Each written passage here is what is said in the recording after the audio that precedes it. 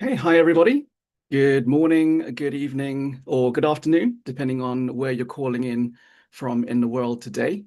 My name is Jerry Antimano, and I lead I lead community development at HITLAB, and I'm thrilled to welcome everyone today to the September HITLAB Symposium, where the focus of today's conversations are going to be around women's health 2.0 and technology-driven care solutions.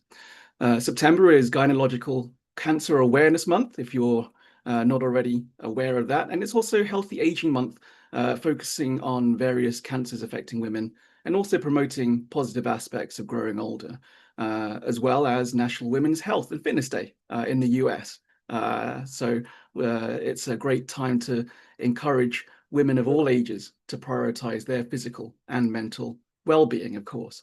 Something that HITLAB we have certainly wanted to champion through our various conversations on Women's Health Tech Wednesdays, if you've been able to join. We are scheduled all the way out to, I think, February of next year, if I'm led to believe. If you are interested in participating or know someone who would be a great speaker for that series, please do reach out to the HITLAB events team and let them know.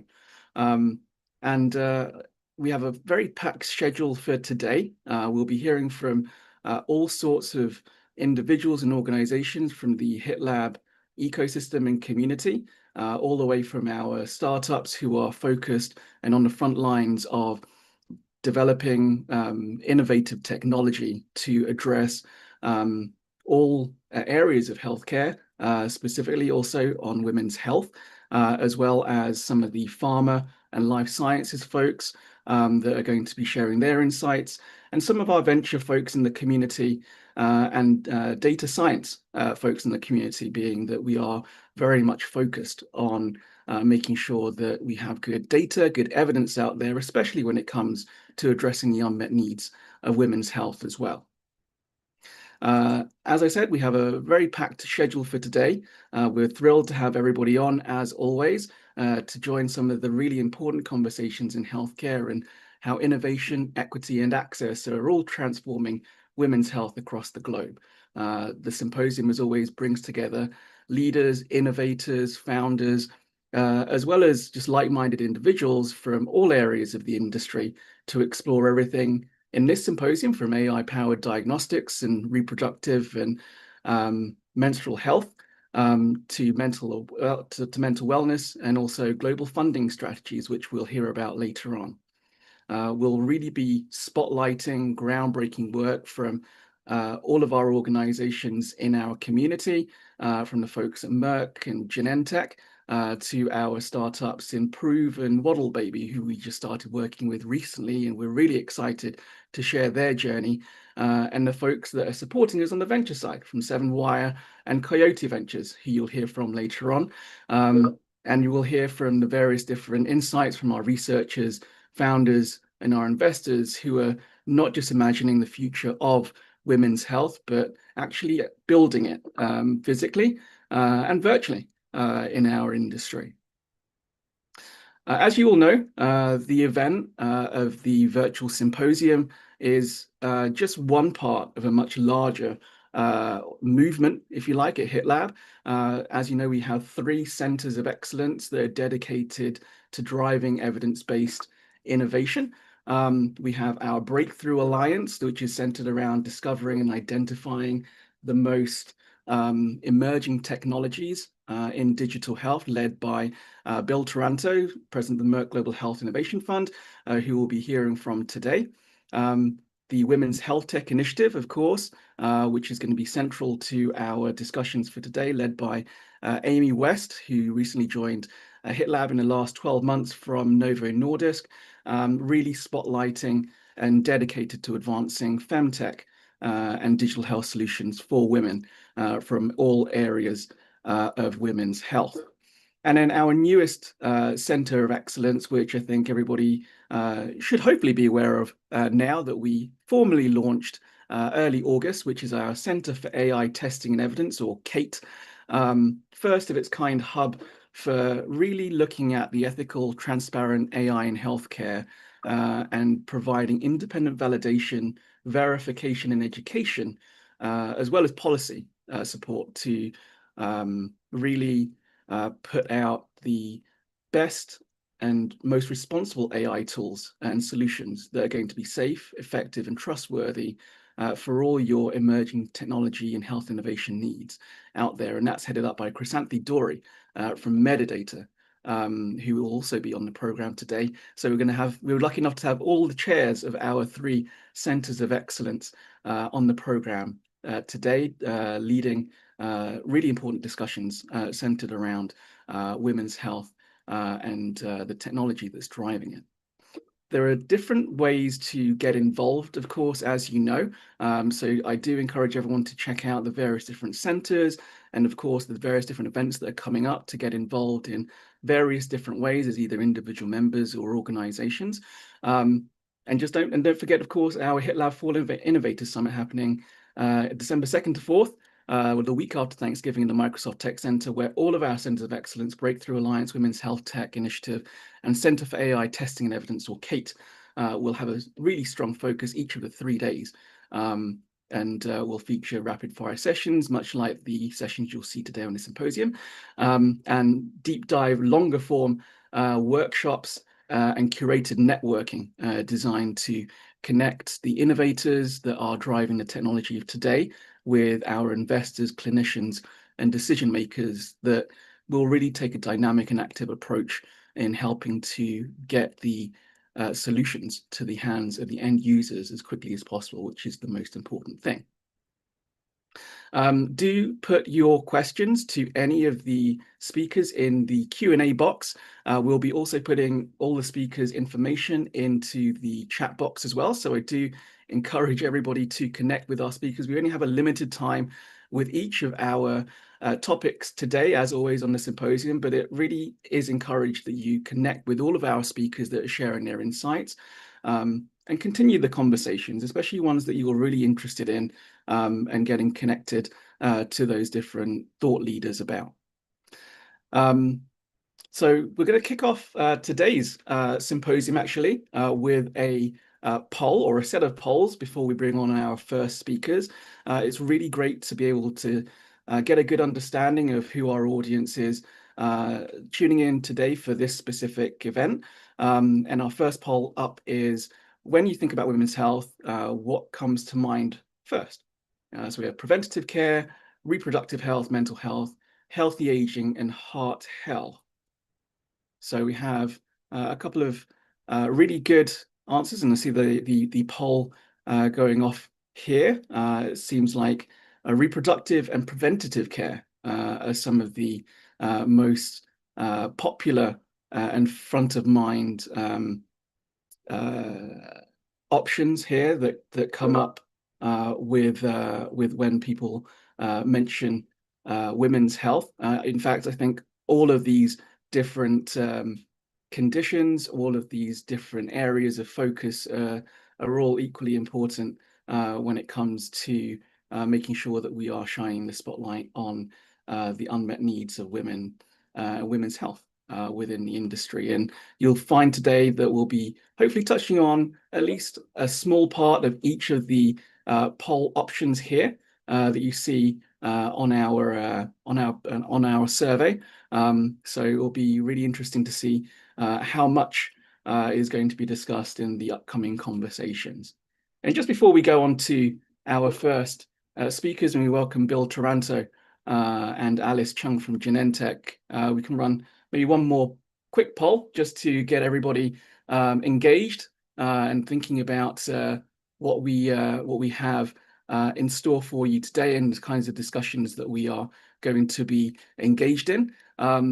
What is the greatest challenge in women's health today? So lots of different things and lots of different barriers, also opportunities, that HITLAB has come across in the recent years to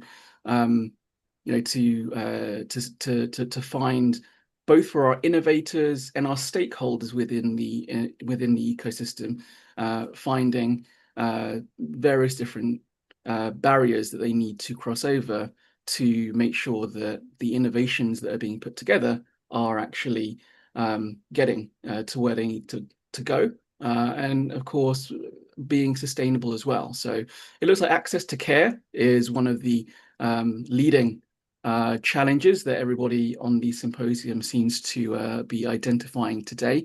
Affordability coming in the latter place, and education and awareness and research and innovation making up the middle ground. But all of which I think are going to be addressed in today's symposium. And I do thank everybody for sharing their insights from the audience as to what they're thinking and what they would also like to hear today. But without further ado, I would like to introduce our chair of the Breakthrough Alliance and president of the Merck Global Health Innovation Fund, Bill Taranto, a staple of our virtual symposia, and he'll be chatting with Alice Chung from Genentech. So Bill, first session of today, it's always lovely to have you on the program, and I'll hand the virtual podium over to you. Thank you very much. Hi, my HITLAB and Breakthrough Alliance friends. Glad to have you here, and welcome, Alice. I'm looking forward to talking to you today. So before we get into the deep questions that I'm going to ask you, can you just, for a little context, just tell the audience what you actually do at Genentech? Yes, thank you, Bill. Hi, everybody. I am with Genentech, and I do a lot of strategic planning, program project management, and also analytics effort with Genentech in my current role right now, supporting medical teams across all of our different therapeutic areas. And it's really focusing on also bringing a lot of technology, analytics, and data-driven decisions to help advance medicine. So that's a little bit of what I do. And in my past role, I deal with a lot of analytics projects. So data-driven activities and getting into the nitty-gritty, really details of the data is what I also loved about in the intersections with a lot of emerging technologies and AI. Great, great. I think this is going to give everybody a little context around the women's health questions I want to ask you. So first question, from your perspective, what are some of the biggest opportunities for innovation in women's health today? Yeah, well, thank you for this questions. And actually, before I answer this, I want to let everybody know that the response represents my opinion and does not necessarily represent the views of Genentech. To answer this particular questions, I think the biggest opportunities for innovations in women's health lies in addressing the historical gender data gap and focusing on conditions that are unique to women or disproportionately affecting them. In some areas in the polls already kind of mentioned, like for example, even menstrual and reproductive health, right? This includes a wide range of topics from improving diagnostics and treatments for conditions like endometriosis and PCOS to developing more effective and user-friendly contraceptives. So there's great opportunities in this area in personalized menstrual health tracking and management because it's really differ from individual to individual. The other one is maternal health, right? So with rising maternal mortality rates still in some regions, it's critical need for innovations, especially in prenatal as well as postpartum care. And even though this is more well-known spaces, there are still a lot of opportunities, which includes remote monitoring, early detections of complications, and mental health to support new mothers. The third, I would say, menopause and also perimenopause care. And this stage of a women's life has been historically, I would say, underserved and is now a major areas of innovations.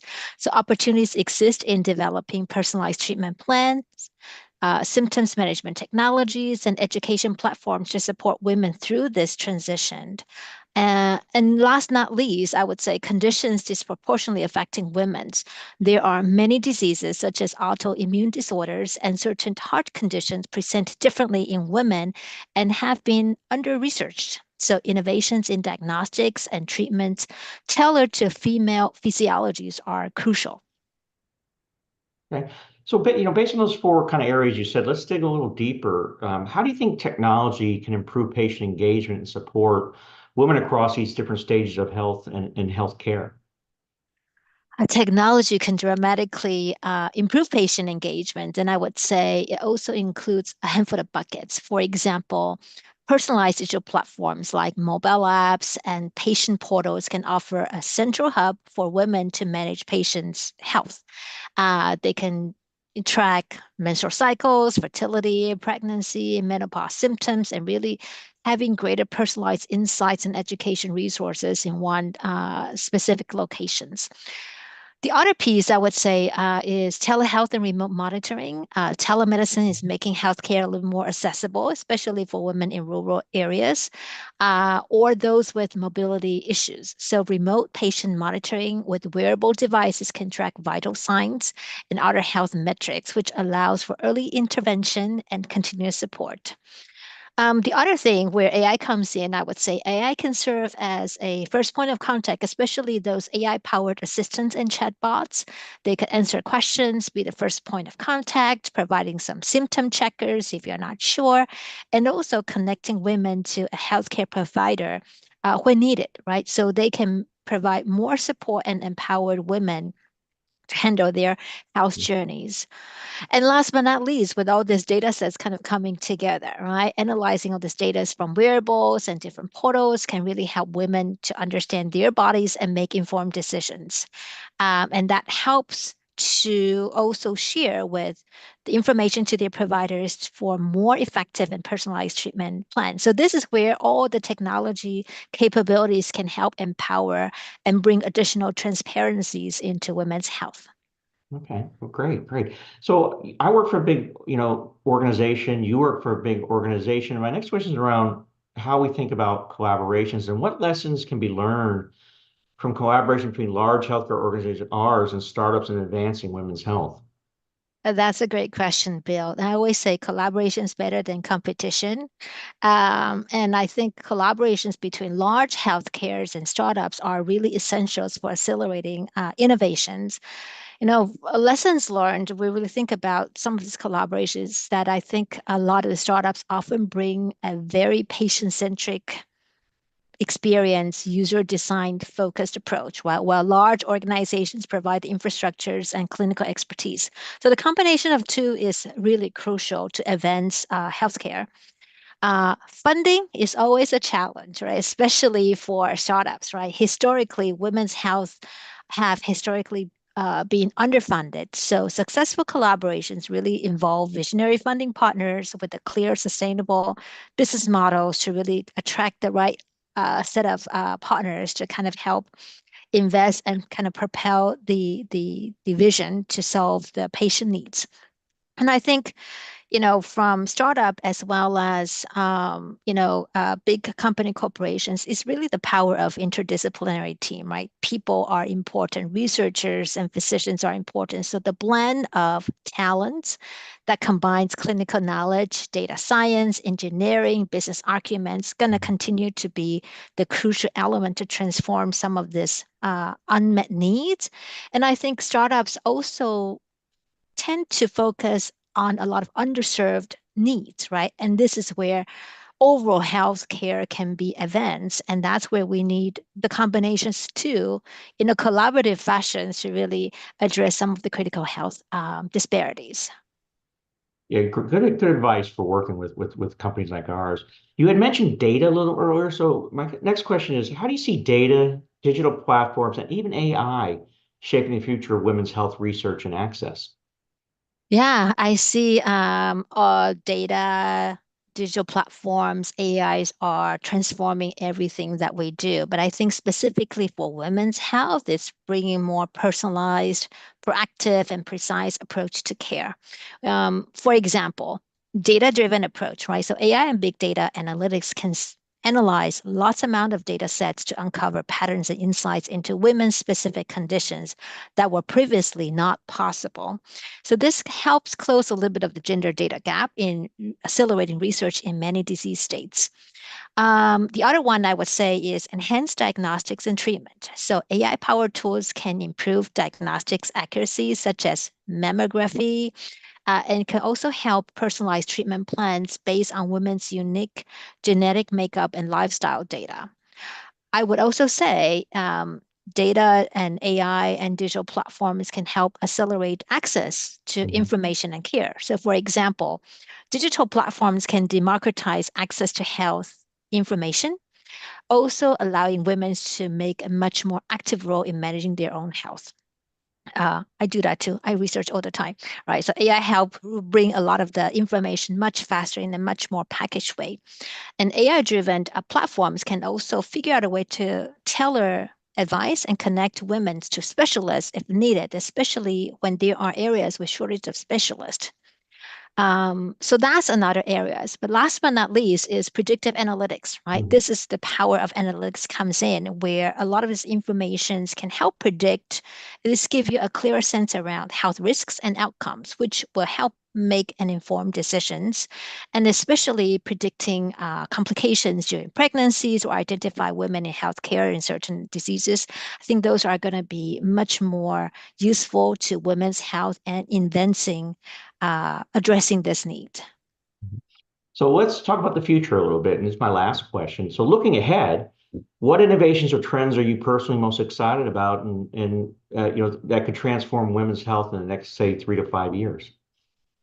I love that question, Bill. I think personally, I'm most excited about the potentials for personalized medicine and precision diagnostics to revolutionize women's health in the next 5 years. And even 5 years, I think, in medicine is short because generating evidence takes a long time. But in that regard, I would say the development of at-home diagnostic tools and therapies that are tailored to women's unique biology and genetic makeup is important. The combinations of easy to use digital platforms, AI powered analytics, and advanced biomarker testings to empower women to better understand and manage their health proactively is something I am also excited about. And the beginning to shift from this one size fits all model to a highly personalized approach is also another potential to transform women's health care in the areas of menstrual health to menopause, leading to more effective treatments and improved quality of life. And so these are some of the areas that I'm excited about. And while the technology can help, I still think foundationally generating evidence in partnership with great scientists and physicians to really understand women's health in greater depth is going to be the key to address unmet needs. So humans still going to be in the loop, and all these technologies are just enabling and catalyzing some of the work that are more manual and help us to get to greater transparency. Well, thank you, Alice. I really appreciate it. I think it's a fantastic kickoff to today's symposium around women's health and health tech. And your answers, I think, are really going to enlighten the audience around what's to come in the next session. So with that, Jerry, I will turn it back over to you. No, that's wonderful, Bill. Thanks so much for kicking off today's important conversations in women's health with Alice from Genentech. Always lovely to see you both on the program. And I do welcome everybody in the audience to connect with both Alice and Bill to continue that really important conversation that they just had and to talk further about the things that you are seeing as either barriers, challenges, or even opportunities in women's health, which I'm sure they would welcome a conversation on. Just to remind everybody, both Alice and Bill, I know, have been interested in letting us know about some of the speaker spots still open for the HITLAB Summit.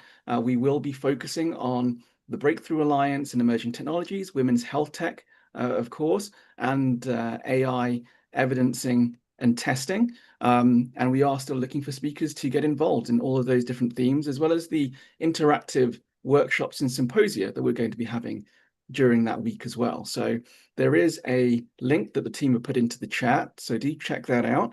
And if you are interested in speaking, please feel free to fill out the speaker application form and let us know how and why you'd like to get involved. And hopefully we'll get to meet you there in person at the Microsoft Center in Times Square, New York City, December 2nd to 4th, the week after Thanksgiving.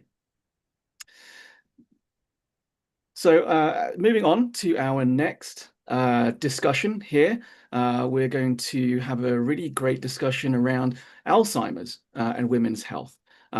Something you may not readily associate at the forefront of your minds when it comes to addressing women's health, but I'm thrilled to be joined by Dr. Hanul Bandari, who's the Chief Medical Officer from Vistim Labs, one of the amazing neurological startups that HITLAB has been working with these last couple of months. Hanul, welcome to the program. Wonderful to have you on for this discussion today. We'd love to hear more about your background, as well as the great work that BISTEM Labs is doing. I know you guys have got a lot of updates to share with us as well, and talk about some of the biggest challenges in early detection, especially in the diagnosis of Alzheimer's, particularly for the female population of the world. Thank you, Jerry, for having me on. Yeah, I'm Dr. Hanul Bandari. I am a neurologist and sleep medicine specialist focused on basically brain health with Vistum Labs. I'm currently the chief medical officer there. And it spun about from the concept that it's not just about improving lifespan, but brain span. And Vistum Labs is squarely focused on that with cutting edge technology that focuses on how we can monitor brain health properly and look especially at Alzheimer's dementia in particular and monitor that frequently as needed, arming neurologists with the tools necessary to monitor using non-invasive technology. You can just sit in a doctor's office and put on simply as a EEG cap on your head, on a patient's head, and get that information almost in real time, which is very impressive. And so that's what we're focused on at Vistum Labs. Absolutely. No, that's great. And of course, at Vistum, you guys really concern yourselves utilizing digital biomarkers, AI, and wearable sensors, having everything work in harmony with each other. So we'd love to hear about how emerging technologies such as yours are helping to transform the way we approach Alzheimer's care. Yeah, I think, the biggest opportunity in Alzheimer's care isn't just like a better test. It's about monitoring. It's about better monitoring, actually. Wearables, everything, it's about data collection. As we're learning, everything you can get, for example, speech changes, rhythm, typing rhythm, sleep EEG architecture, these are all can be tracked. Circadian rhythm, how patients are moving day to day. Subtle changes is what we should be tracking, and we can see those changes in as technology progresses subtly. And for example, the serogram from Vistum Labs tracks, monitors that information, and we can then see in real time again those changes. So it's really important as technology goes to collect data. It's about data collection, whether they're biomarkers, whether it's EEG information or otherwise, and see and track and give you the information to determine whether, yes, the patient needs to be directed this way or the patient needs to be directed that way. And the earlier we can find that information, the better chance we have of combating the subtle changes as we see it progress throughout the architecture from normal all the way to Alzheimer's dementia. Yeah, absolutely. And on that topic of making sure you've got the right information, from your view, in terms of information, what role can women's health research, which there is a plethora of it out there, how is that sort of playing in advancing yours and the general sort of medical community's understanding of sex and gender-specific risk factors for Alzheimer's in particular? That's a great question. Particularly with the cross section of Alzheimer's dementia and women's health, 2/3 of Alzheimer's patients are women, and we get women represent less than 40% of the trial cohorts that are studied. So just imagine how skewed our available research is, and over 65. Women, 1 in 5 women face chance of Alzheimer's versus 1 in 11 for men. So it's definitely skewed, and we don't have the results or the data to back it up. It's really important to do that. So you're looking at not only that factor, but remember the other changes in women, menopause, for example, and drop off of estrogen. That estrogen is protective. We lose that, women lose that as after menopause hits, and which drastically changes the architecture of how we look at neuroprotection, and that isn't well studied. Neuroinflammation is not well studied, and so these are newer avenues that need to be looked at as we move forward, looking at women's health, looking at research, looking at how Alzheimer's uh, uh, uh, dementia research can be looked at in general. So that's what the next focus in the future should be looked squared upon going forward. No, it's absolutely fantastic. And thank you for sharing those statistics. I had no idea as to how large the population was of women suffering with the Alzheimer's in that aspect. So that's really great to get that insight from you. Now, of course, you folks at Vistim are one of the emerging technologies out there addressing Alzheimer's, but there are a number of different technologies out there as well. And we always talk at these HITLAB events about how the industry, in terms of startups, healthcare providers, pharma, payers, etc., can all collaborate to accelerate, both the innovation as well as the adoption of all of these different technologies. From your point of view, like what are the different ways, that you can see or have even had the benefit of experiencing how these collaborations, can really affect the way that acceleration and adoption for Alzheimer's technologies is going right now? You hit it right on the nail. It's all about collaboration. It's not one single group can solve the problem. It's a group effort. It's everything together. So, like for example, startups can bring agility to it. Providers can integrate their knowledge base into patient care. Industry and pharma can provide scale and depth to it. So it's all about each individual stakeholders' role in the collective whole, if you will. And we're at Vistum, for example, we're collaborating with everyone across the board because each of those stakeholders plays an important role in it. So you're looking at, whether it's pharma, whether it's academic institutions, whether they're specifically neurologists or other providers, or patients even.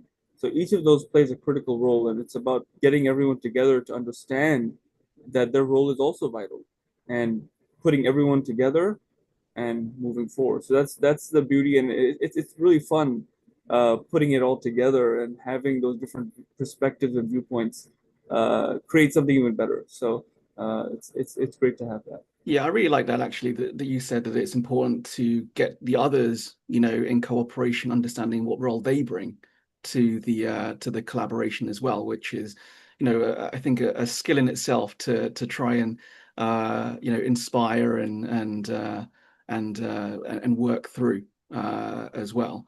One question that I think would be great to just wrap us up in this specific session, Hanul, is one that I really love to ask most of the folks that I interview on the program, is stuff about the future and looking ahead, and what breakthroughs in Alzheimer's research or even digital health give you the most optimism for improving outcomes and quality of life for these users, consumers, and patients.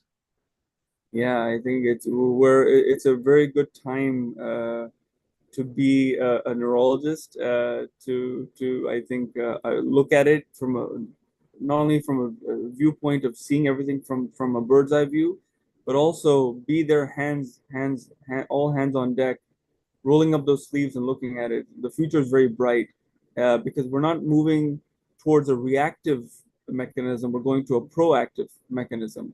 We're looking at, for example, blood-based markers are getting more situated, which is important. But those blood-based markers only give us small snapshots. Then we're looking into, for example, the serogram and other AI technology that will enable patients to monitor and neurologists to monitor in real time these patients. So that's very exciting to see how that will be integrated into the mainstream of this Alzheimer's care. But it's all, as I mentioned before, it's about data collection and detection. It's about getting to even someone at the precipice, very subtle changes, and that we can track those changes. So all of that data collection that we need better mechanisms are, it's all coming in the next, from now to the next 5 years. And serogram, for example, technology is one of many that we can, as a neurologist, get together and collaborate to get patients the care they truly need. And that's what we're focused on. As I was mentioning, it's not just about lifespan, but about brain span, and that's we need to focus on brain health in general. It's good. It's a good time to just look at it. It is beautiful to see the differences. Yeah, no, that's a great way to wrap that up, Hanul. Thanks so much for joining us on the program. Really excited to see where Vistim Labs is going and continuing to work with you guys. And I encourage everyone to connect with Dr. Bandari and check out what Vistim Labs is doing. And thanks for coming on the program, Hanul. Thank you so much, Jerry, for having me. Take care. Wonderful to have you.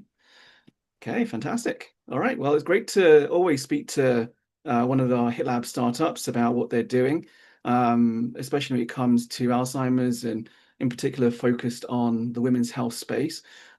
Next up is another amazing startup that has come through our breakthrough program. And you may have seen him on the program before, but Ilka from Pons, who we'd like to congratulate on their award of an SBIR grant from the National Institute on Minority Health and Health Disparities, led by Commander Michael Banyas, who you may have seen both at the summit and on the HITLAB program before. This is such an inspiring example of how connections formed at different events like the HITLAB summit coming up in December, or the engagements here on the Symposium or Women's Health Tech Wednesdays can really grow into some meaningful collaborations, and in Ilka's case and Pond's case, of course, tangible impact. Ilka, welcome back to the program again. Nice to meet you, Jerry, and thank you for having us again. We're very happy about the recent results, and yeah, happy to be here always. No, wonderful. Well, we'd love to hear more about the award, what went into it, and then more and maybe some updates about where you guys are with Pons right now, especially as it relates to sure. what you guys are doing in women's health. Yeah, no. I mean, again, the award was like it was a long process, but it's always like getting NIH, SDTR, SBR grants is challenging as well. But we were happy that we were awarded. So the main outcome, again, like improving the quality of ultrasound data, so it can be used for early stage disease imaging. The focus of the NIH grant is on liver disease, but our main focus is again on women's health, breast cancer. So anytime we can improve the quality of ultrasound data, that enables this technology to be used for early stage disease imaging and monitoring patients. Because as mentioned previously as well, if you can catch disease at an earlier phase, it's much more manageable than catching the disease at a late stage when it's spread out to different regions. But again, Michael's support was fantastic, and that goes back to, I think, 2 years ago. We met him at the HITLAB Symposium, and then he was supportive. Like he liked our technology, and then again we submitted it. We got a revision, revised it, and resubmitted it, and then it all went great. We got a score of 17, which is a very great score, and but yeah, so now we've also finalized our pilot study with Mayo Clinic. So the results are submitted for publication. Again, we're showing the impact of our technology. When you improve the quality of ultrasound data, it significantly affects the early stage disease diagnostics. We showing that you can actually use ultrasound for early stage disease imaging, breast cancer and liver disease. For breast cancer, we achieved 64% improvements in accuracy, and for liver 31%, versus if you're not using our technology in traditional ultrasound imaging. Yeah. No, that's fantastic. Congratulations on the Thank you. on the Mayo Clinic stuff as well. And despite the the current climate on the federal funding side, it's really wonderful news to hear with your success with that SBIR award as well. So you've been such an active participant and attendee at a lot of the different HITLAB events. And there's a lot of folks on here that have been to a lot of these events, and some folks that are new on the program here attending as well. And we'd love just to hear a little bit more about some of the relationships you've seen that have been fostered through the HITLAB sort of partnerships, and how that's supported Pons specifically in your journey to where you guys are right now. No, we were very happy actually when we joined HITLAB. Like specifically, the building a community aspect is there. Networking is always a part of different events, but what separates HITLAB is like the community aspect of it. They support the startups. We met different basically clinicians or investors or even different startups that we still keep in contact with, and that has changed a lot of things for us. We won the AARP HTech pitch competition that was organized by HITLAB. That opened a lot of doors as well for us. So we went through their basically what do you call it, like the so we attended their, like we kept in contact with AARP. Yep. We're going to be presenting at their booth in a health event in Las Vegas in October. So all of that started with HITLAB, you know. So if you're new to HITLAB, I strongly suggest all the startups to join and then attend the events. If you're in the New York area, attend the online events that are happening all the time. That's the other thing I always mention a lot of companies as well. It's not just one event that's organized like during the summit twice a year, but there's like a continuum of events. So you can attend online events throughout basically every week.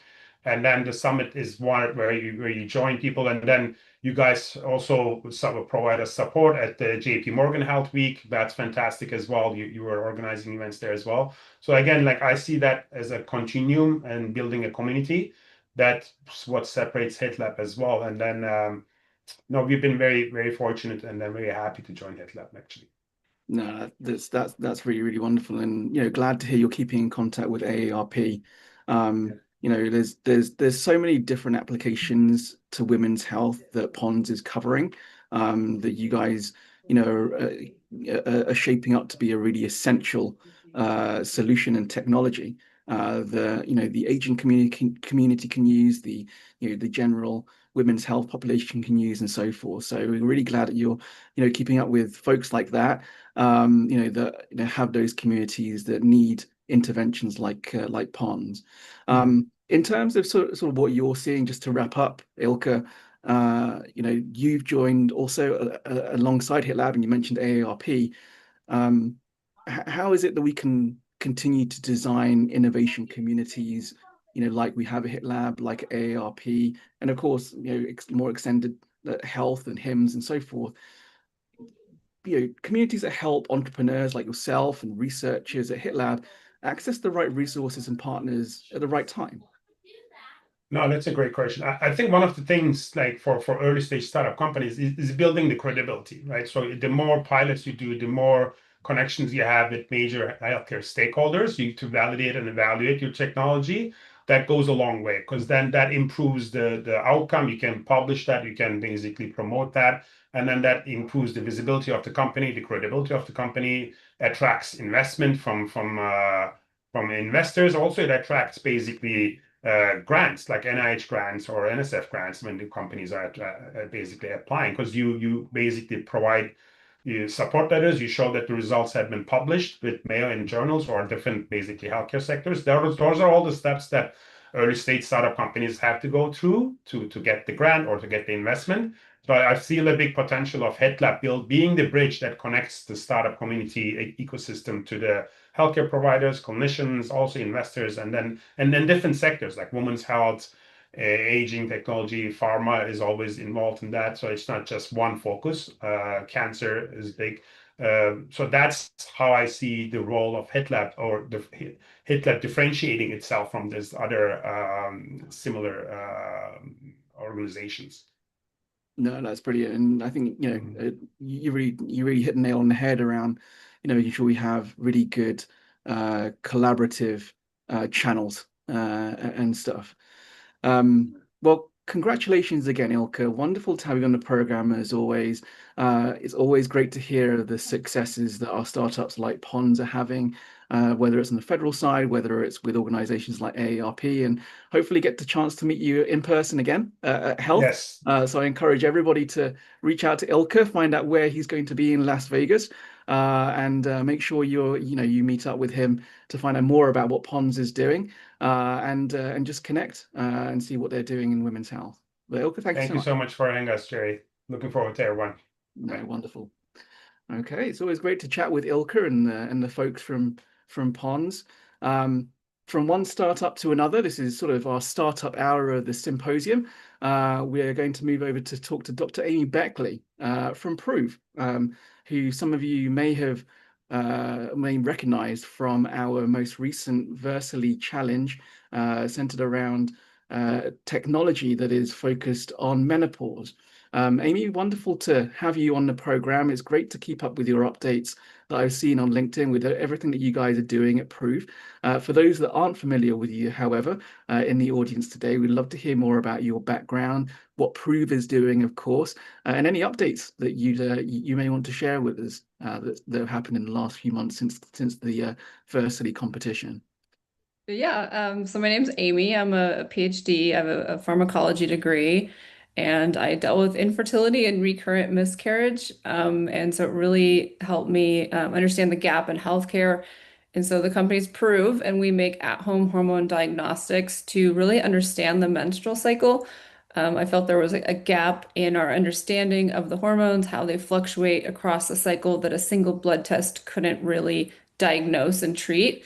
So we were started in fertility, we moved into menopause, and really helping women understand their cycles. No, that's really wonderful, and it was great to see you pitch on the Versely competition last year. If you are interested in seeing Amy's pitch, please go into our YouTube channel and check their wonderful presentation out among the other two finalists. But from your perspective, Amy, what are the most significant unmet needs right now in women's reproductive health? I think it's the data and the understanding of women. I mean, women weren't in clinical trials for a long time, and even if women are included, a lot of it is, you have to be on birth control or postmenopausal and suppress the menstrual cycle. And so we don't have data about hormones. We don't have data about, vaginal secretions or microbiomes or uterine environments. And so it's really just a lack of data that's really preventing us from, knowing. If you don't have the data, how do you diagnose things? And so this is why I came in it, is I was unexplained infertile, and I just felt like we have so many knowledge gaps that we needed to fill with more information.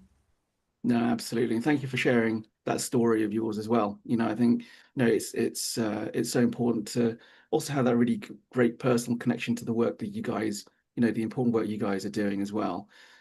With digital health solutions, like Prove, how are these solutions helping women better understand and manage their fertility and, of course, their hormonal health as well? Yeah, healthcare is set up a certain way where we treat diseases and we, find solutions to problems, and it's really not set up for healthy women without problems. And so there's a long gap to care. So in the fertility space, you have to try by yourself for a year, and then you can go to access to care and you can get diagnostics and workup. And that's really a long time in the world of a woman who, especially now, we're so impatient. We want a baby, want them now.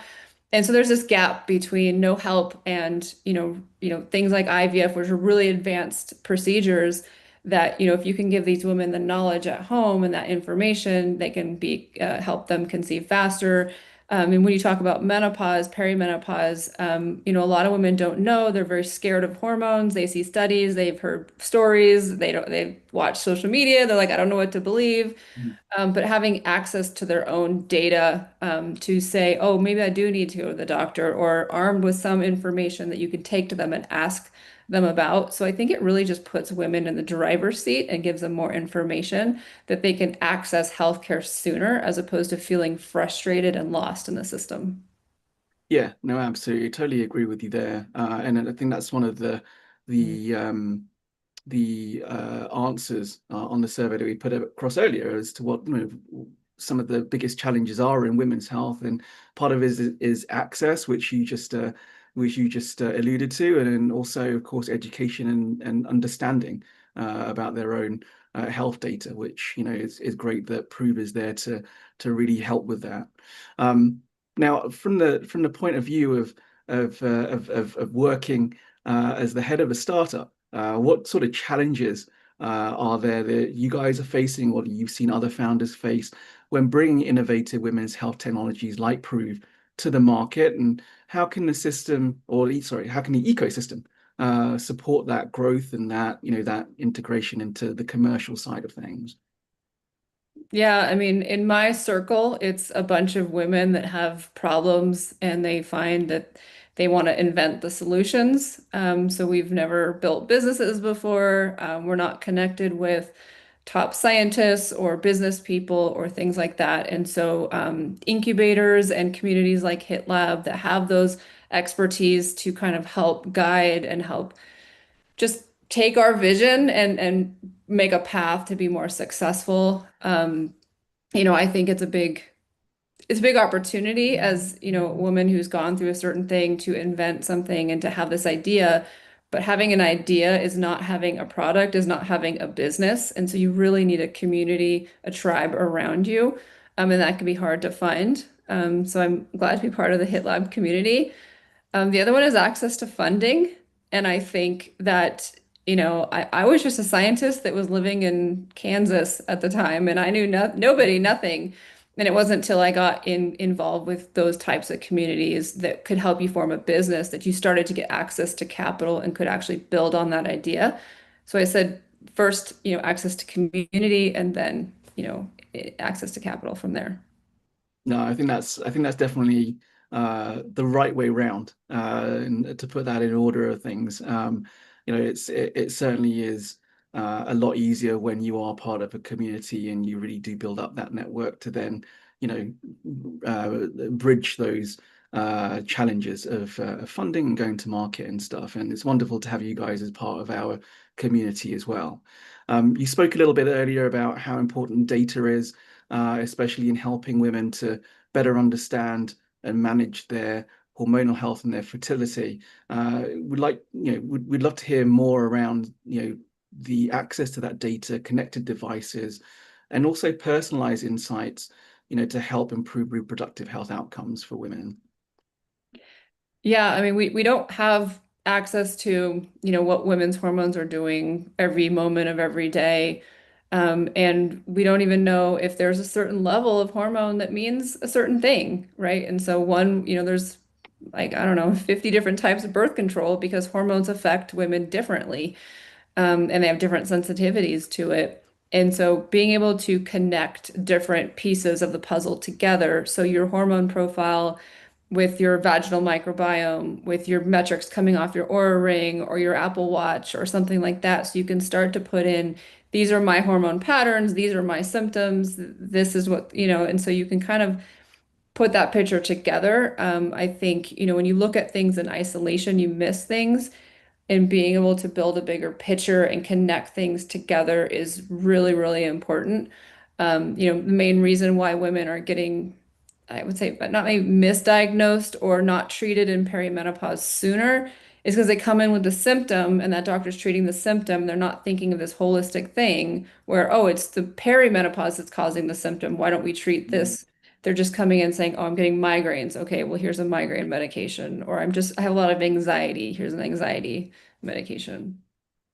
Yeah, I think it's super important, as you mentioned, just to connect the dots and have all of these different, inputs, around, and insights to make sure that we're coming up with the right interventions, and the right solutions for our women's health. And lastly, one of the questions that I love to ask our founders about the future, and you being on the front lines of making and developing Prove, to help our female population monitor and manage their fertility and hormonal health. What trends and innovations, alongside, of course, what you guys are doing at Prove in fertility and reproductive health tech, are you most excited about that you've seen so far? It's got to be continual hormone monitoring. So like just like the continual glucose systems, the power that unlocked to understand our metabolic health, to see glucose every minute of every day going up and down, and how we eat and how we can optimize that. We don't have similar thing for hormones. We don't understand. You see TikTok videos about cortisol face and this and that. We don't even know what normal cortisol functions are in women. And so having a system that would continually monitor hormones to get that data set to know what it means would be transformational across many, many aspects of women's health. And so I'm excited to see there's companies in the space, they're building these continual hormone wearables, and I think it's very, very exciting. No, absolutely. Amy, thanks so much for the work that you're doing with Prove and being part of our HITLAB community. Congratulations again on being one of our Versally prize winners. And I do really encourage everybody to connect with Amy and the Prove team to find out more about what they're doing and continue this really important conversation. Amy, thanks so much. Yeah, thanks for having me. No, brilliant. Okay, lovely. So that brings us to the second hour of our digital health symposium, focused on women's health 2.0 and the technology that is driving the focus for the unmet needs of women's health.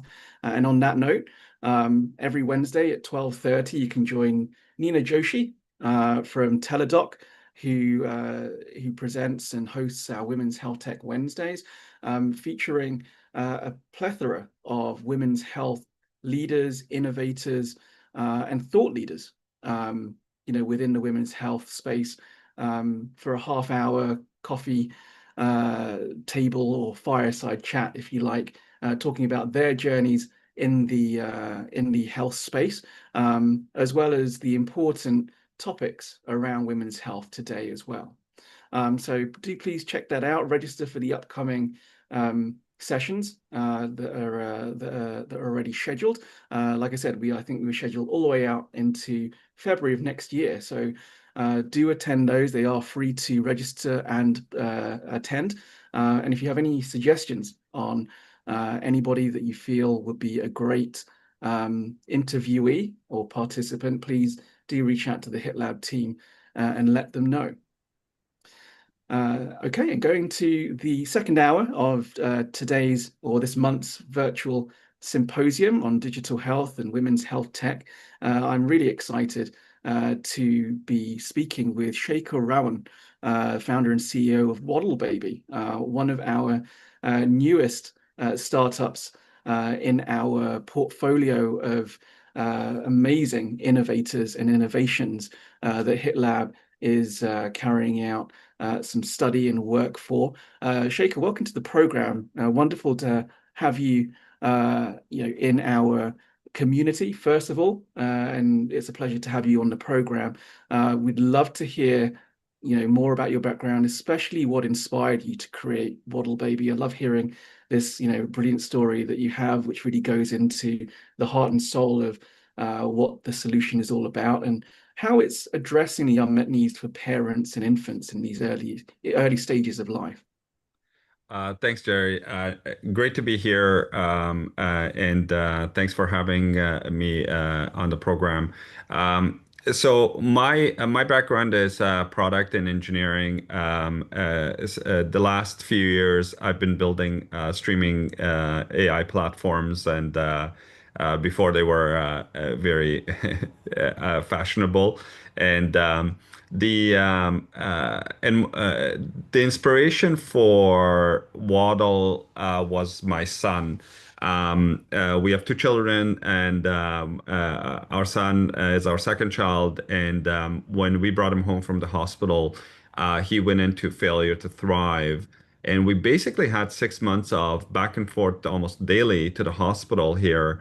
And what we found out is that there's just no secure way to monitor his growth and vitals in the home. And so we wanted to create a reliable way to share his information with the hospitals, but also to be able to, give some insight to parents who had gone through this, and give them the ability to see how their child is trending.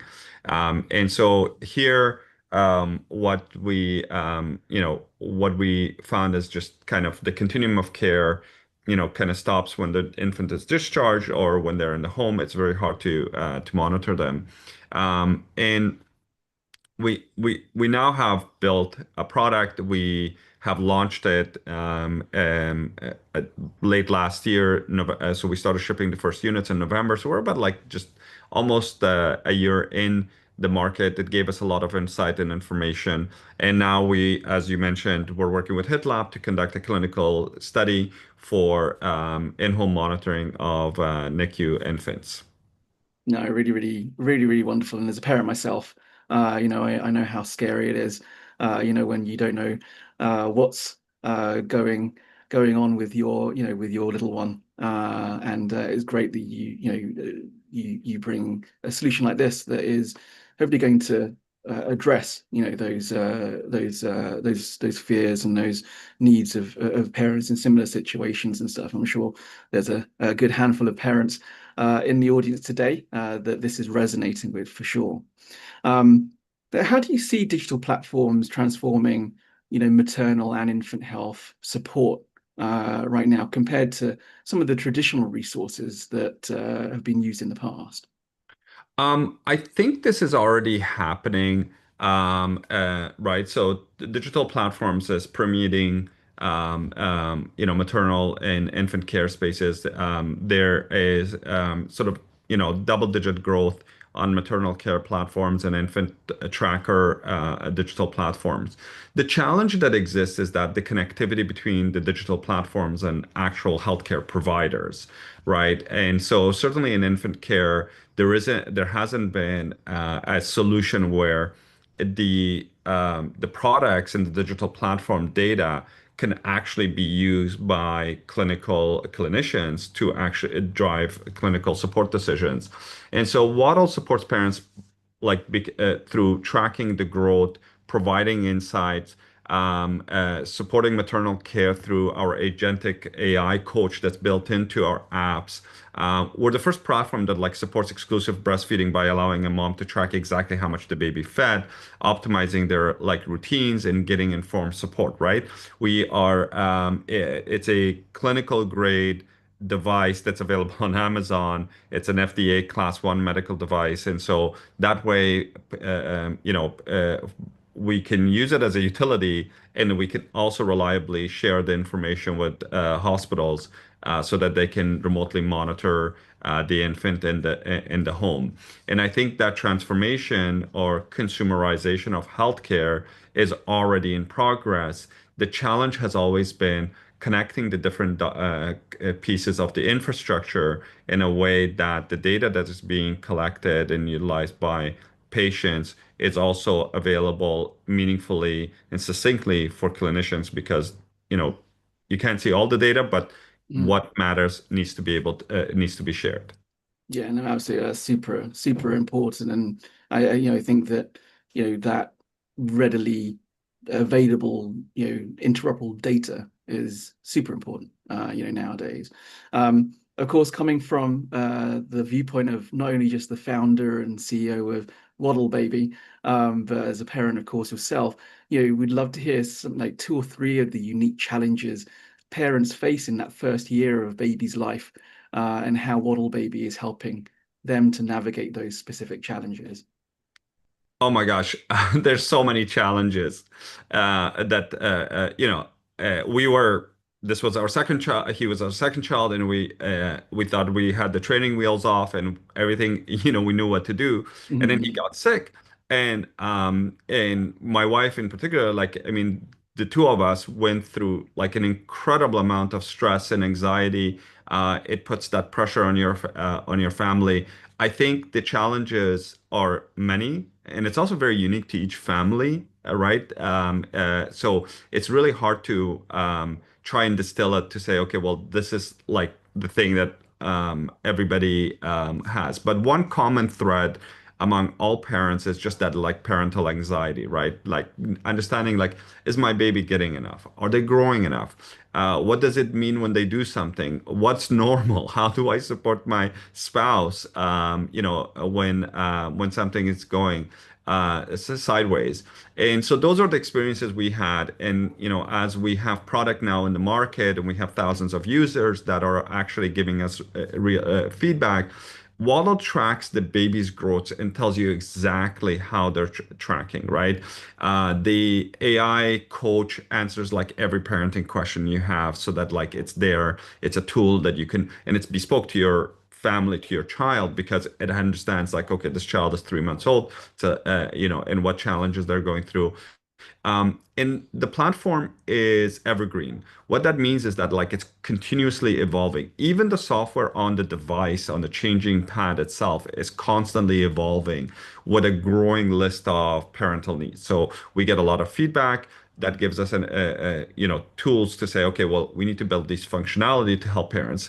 One of them is like caregiver support. Like I have to go back to work. I have a nanny. I have a babysitter. I just need to like be able to, not have to text them to say, how is my baby doing today? But can I just have them collect the data in my app and then share that, so I can see throughout the day how my baby's doing. Another one is just sharing your data with your doctor, right? And it's like, look, if every time I want to like have this information and I think it's meaningful, we get feedback. It's like, okay, can I give it to my pediatrician just so that they can actually see what's happening?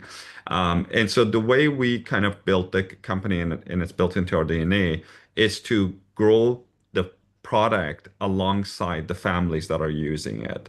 And so we have a very good opportunity in terms of like just constantly looking for ways that families are struggling, parents, moms, dads and infants, and then we build that into the product. And so kind of building those in a sort of tight ecosystem where you have a way to accurately track your infant's baby's growth and then get support yourself is really, really important. And then have the plumbing to then connect that to healthcare so that your doctors can see it. No, that's absolutely brilliant. I think really, really, really revolutionary, and facing, addressing, both the infant's health as well as, of course, the parents, mental and physical well-being as well, with readily available information and tracking. Now, of course, there's not a one-size-fits-all for every single platform that's addressing infant care and maternal health. But there's lots of different cultures and lots of different backgrounds of parents and families that have different, I guess, ways of bringing baby back home from the hospital. How do you ensure that Waddle Baby is both medically reliable and accessible for those parents, and addressing the different backgrounds that all these different parents and families are from? Waddle's very different than many other products in the sense that we, rather than kind of building these verticals in like consumer or like health, like medical devices, or like just building an AI, we took a SWOT horizontally instead and went across all three of them to make it work and to make sure it's reliable and that it meets the needs across the sort of like horizontally. The first thing is like we have some of the country's leading physicians on our team, right? So Dr. Anand Rajani, our chief medical officer, is one of the leading neonatologists. He has built one of the largest NECIs in the state. We also collaborate and work with like the leading academic centers in the country, right, to bring the latest in both parenting but also pediatric science into the platform so that we understand that, from a clinical perspective, we're not just kind of building solutions, but we're able to validate and get clinical support in there. And then we are, as I mentioned before, we have a very strong and loyal user group that helps us ground every feature and function. What that really means is that we kind of built it in our DNA that, let's say we want to build a new product feature, We sketch it out. We have wireframes. We get that in front of our user groups. We get feedback during the development, and they are part of the early testers to give us validation. One of the like really interesting things that we had to build is that as your child grows, they're going to start touching the screen because they're excited, they're interested. It's like, there's the device has a touch screen. Yeah. And so just getting feedback, it's like, hey, can you put a lock on the touch screen so that like the toddler isn't just randomly entering data in there. Then we built it and released it. Changing like music preferences so that we can stream more, lullabies and classical music, and providing weighted feeding so moms can weigh the baby, breastfeed, and weigh the baby again and get accurate, precise feeding results so that they understand exactly how their breastfeeding journey is going. All of that came from the collaboration and cross-pollination of what we got from the academic and clinical science side, because the science is there, the tools haven't been there, and then we took it into the product, and then got our user group to then validate, test, and give us feedback. And that process is iterative, right? So because we built this as an evergreen platform, Mhm. there is no end. You're constantly making improvements and constantly deploying that. And that's built into our corporate DNA. Certainly every member of the team is always trying to figure out and talk to people, how do we make this better? How do we ground it into something that's really usable and meaningful and insightful for everyone? No, that's phenomenal. Yeah, no, absolutely. And I think what excites us at HITLAB, and I think I can speak for a lot of the community and the audience today as well, is that what you guys are doing really is obviously a focus on the infant health, but really encapsulates the whole family health dynamic Correct. as well within the platform. And just to wrap up, Shekhar, I'd love to hear your perspective about the future of women's and family health tech, of course, and what innovations are you seen are coming through the industry that you're most excited about at the moment? Um, uh, we're very excited about the future of family health tech, maternal care and infant care. We're excited about what we get to do at Waddle because this is the first time we're able to extend clinical grade sensors into consumer hardware. This allows us the collection of like verifiable and accurate data, which can be then fed into personalized AI models to help parents with things both mundane like, hey, the baby needs a larger diaper size, to the things that like more precise and tool models that we built that are like, hey, you get to know when the baby is about to get a cold before they show symptoms, right? And so it's that journey, that roadmap of, hey, we can actually now put clinical grade tools in front of parents that collects meaningful data that's really accurate and really precise, and then using AI to actually solve meaningful problems. Like, you may not be able to change the curve of a baby getting a respiratory infection or a cold, but can you reduce it a little bit? Can you taper it a little bit so that you come in a little bit more prepared because the AI can predict that because you have the data? No, absolutely. And I think,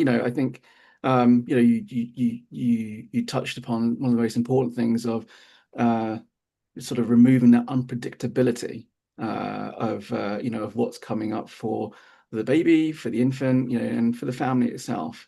Shekhar, thanks so much for spending some time with me and talking about what you guys are doing at Waddle Baby. It really is exciting stuff, and I do encourage everybody in the audience to really connect with you, carry on this really important conversation for both infant and family health.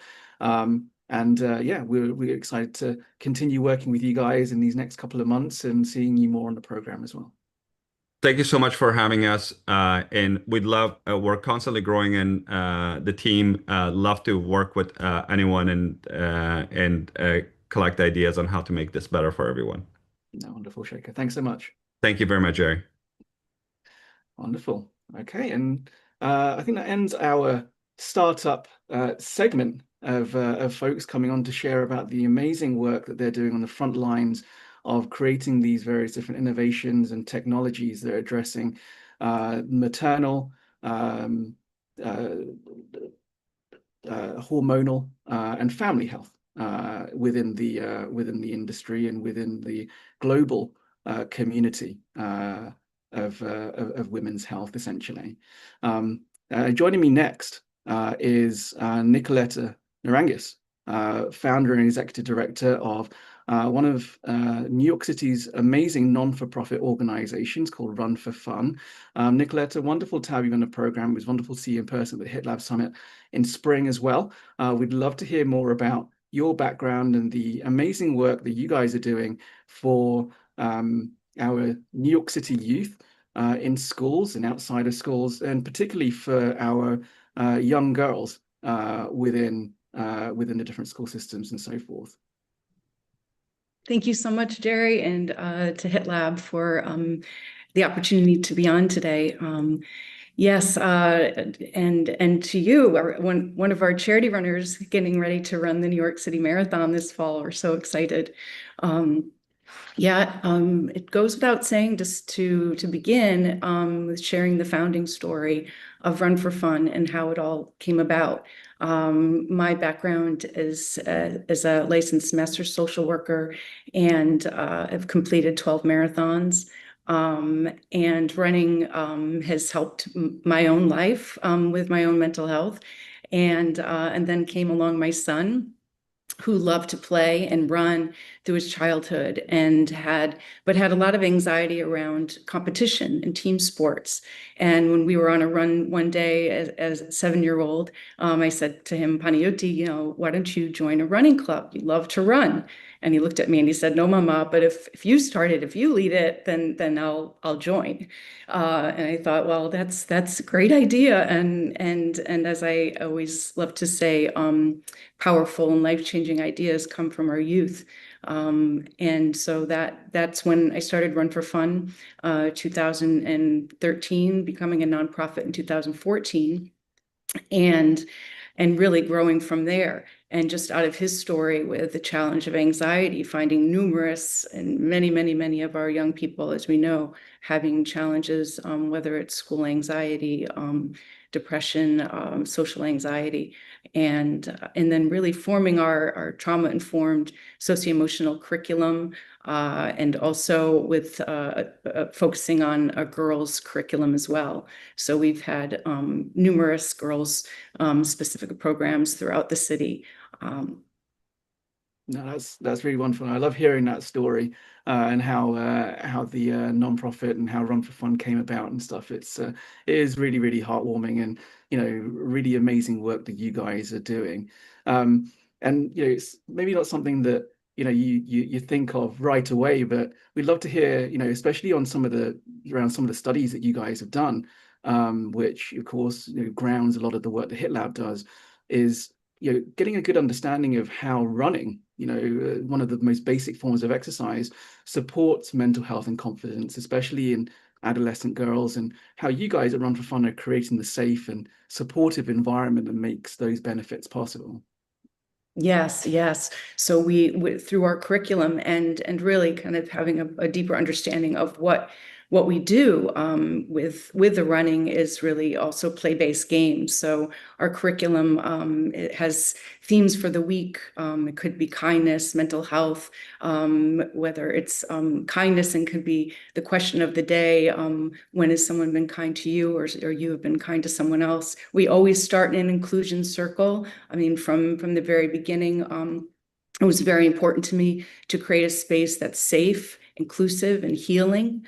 A place where all kids could be accepted for who they are, through similarities, differences, and I like to share one of our, many of our stories, but for one, in kind of going to some data that was collected and that we did, was at one of our schools. We have a girls program with elementary age girls.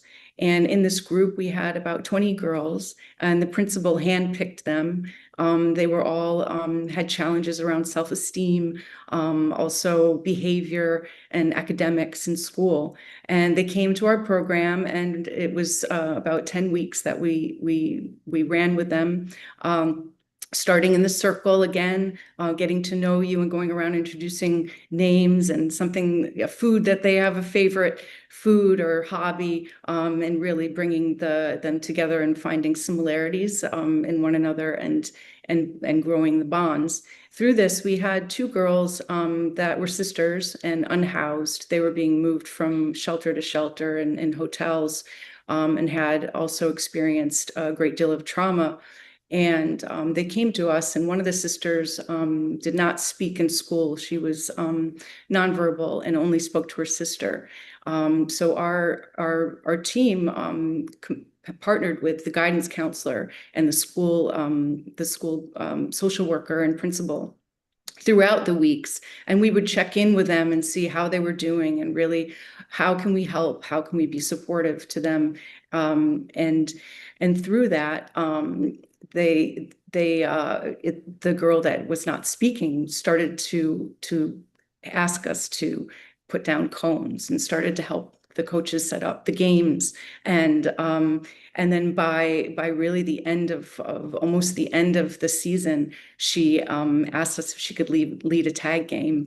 And it was just powerful. It was healing, of course. I always have a difficult time not having tears in my eyes to see the impact of movement, of relationships, positive relationships, of mentors that see and hear the child's voice, put them first, having them lead, a youth-led, and meeting them where they are is really important. And so she took her sister and another one of the girls and went off smiling and playing a tag game. And through that, the principal did some research and data, because he had this same group of girls with different interventions that he had been trying, and found that Run for Fun was the only intervention that had a positive impact. And it was across socio-emotional learning, across academics, across behavior. It was really really amazing to see, and the healing that took place. No, that's a phenomenal story. That's really wonderful to hear. It's great to hear these success stories where, you really make a real tangible impact to young women's lives, through the work that you guys are doing. But beyond the physical sort of health aspects, of course, that running gives you as a benefit, you see a lot of these young girls and young women, of course, in the Run for Fun program, and you've experienced and seen some of the lasting benefits for women carrying running into adulthood. And we'd love to get your thoughts on that.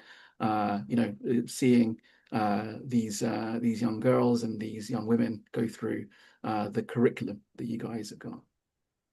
Yeah, thank you, Jerry. Yes, so many of them have come to us from a very young age. So whether it's a young woman, Maria, is started with us at 7 years old, to Leah, who started with us in middle school and is now a senior in high school, and in the process of the college process that we're supporting her in.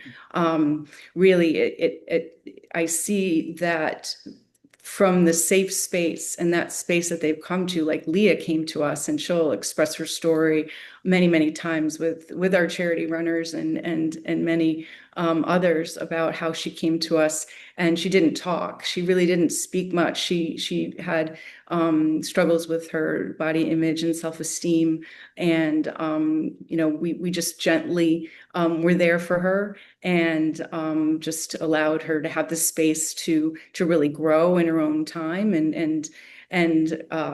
she's gone through the program since then, and now I mean, it's really remarkable. She's a leader in school. She competes on a wrestling team in high school. She has just become a semifinalist for the Posse Award, which is a full scholarship to college for low-income families. She's gone to Albany to speak for advocate for science funding for low-income young people. I'm completely inspired by her. And her growth and the leadership that we've seen that she has developed. I mean, it's really wonderful. And also Maria to really come again with some trauma and at times that I would try to speak with her, and she was really quiet and kind of the same experience. Really, I think just kind of finding herself, finding her body, kind of where, going through all those changes in adolescence, and then now breaking 3 track records at her high school. And we had an event at the Armory camp with Olympians. So we brought many of our girls there, and many of them had never been on a track. And Maria, she had been very experienced in track, and she took her peers, really the same age and a little bit younger, under her wing, and just help them and encourage them. And really, you could see them just blossom and so much confidence, and running up to me and say, "Can we come back next week to the Armory camp?" And then going into adulthood also, and seeing many adults going into young adulthood now, where they're finished college and they're going into their first careers. I always like to say it's that space is really important to have access and opportunity for young girls to have the opportunity for sport, and to discover not only the love of movement, but what it does for our mental health and our wellness, and how it helps us develop and feel good about ourselves and our bodies. And in being in that space that we provide, and that's really important in sport, to have the mentors and the coaches provide a safe and trauma-informed and healing space in how they speak to the girls, how they are, how their body language, everything about that, the relationship building between the mentor and the girls. And out of that, I've seen that, the girls grow up and become adults and come to challenges, whether it's trying to complete, 5 AP courses in high school, to graduating from college and trying to see what will happen with their career, to looking back on that space and how they felt when they were a young person, a young girl, in that space of running and play and supportive, safe space for them. Then as an adult, it's like they face the challenges and think, oh, I remember when I felt so wonderful, so great about myself in this space of mental wellness, and just to lace up their shoes wherever they are, and to go run and with friends, or on their own, whether it be with some music or just coming back to coach. We have so many coming back to coach our kids. So they come back and there they are, leading and playing. And that's a real testament to me to see. No, that's amazing, Nicolette. Thank you for sharing those amazing stories. And it just goes to show how that crossover of physical and mental health is so important, especially with our young women that you guys are really helping in New York.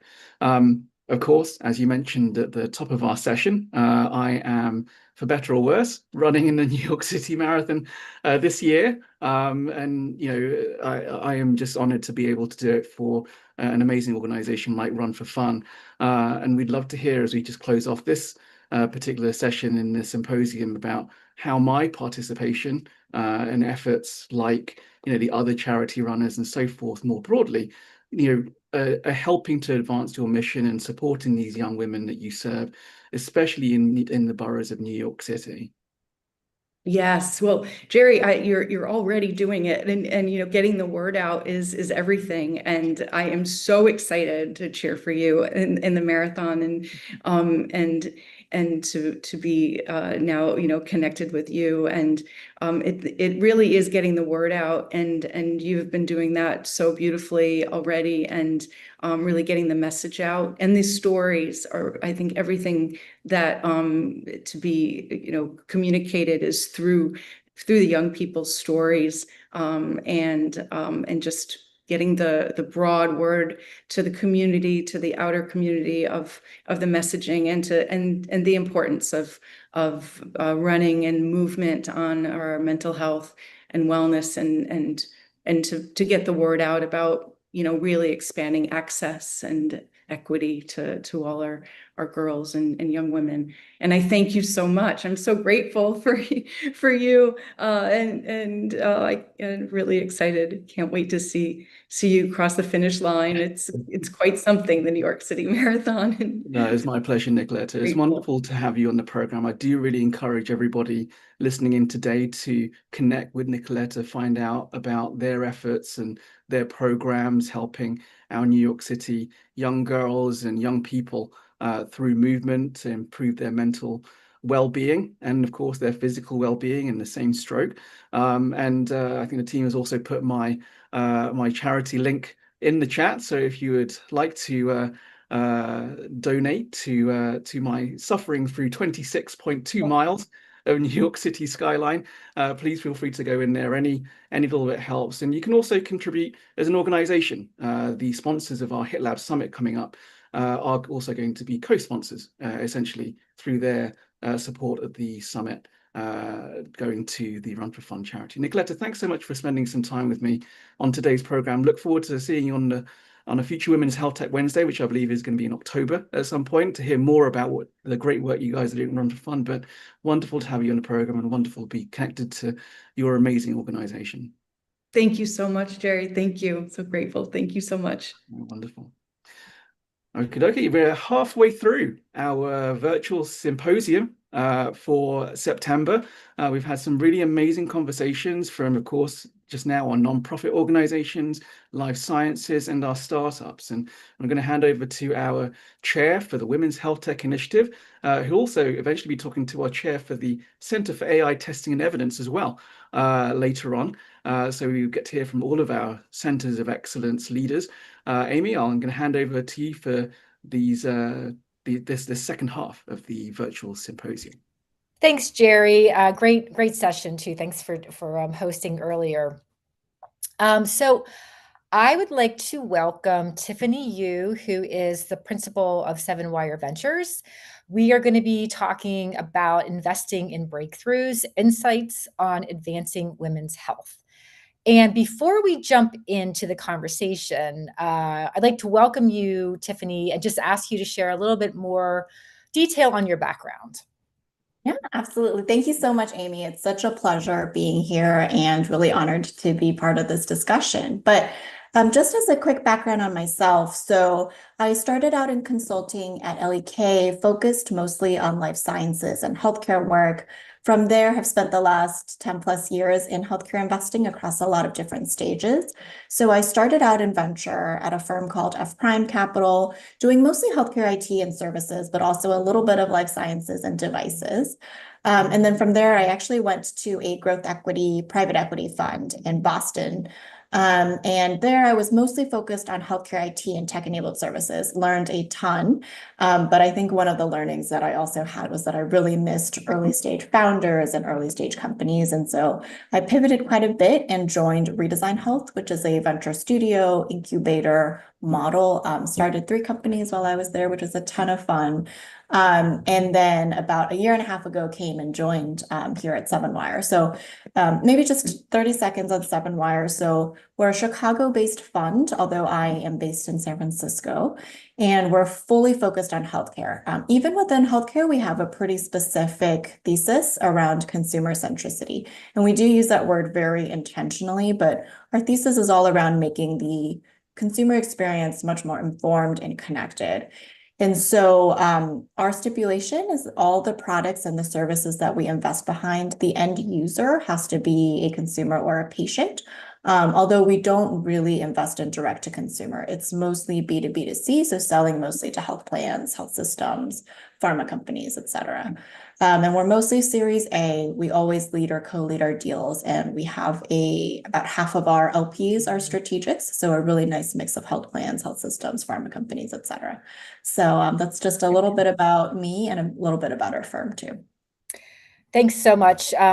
Very interesting background. And obviously the investor space is so critically important to the startup world, and particularly in women's health. And as Jerry had mentioned, I chair our Women's Health Tech Initiative, which is a center of excellence here at HITLAB. And Tiffany is one of our advisory board members. So thank you for that. So from your perspective, would love to hear from you on how can communities and networks help connect the investors with the startups and other stakeholders to drive the innovation that we so desperately need in women's health? Yeah, I think that's a great question. Obviously a very big question, but I do think a lot of it is supporting a lot of the young initiatives and innovations that are happening in our community. So that's not just startups, it's also supporting nonprofits, kind of community level work. Because I think right now the lack of progress, I know we've made a lot of progress in recent years, but overall, if we just look at the past few decades, past centuries, the lack of progress in women's health, I think, is a lack of support on the community level.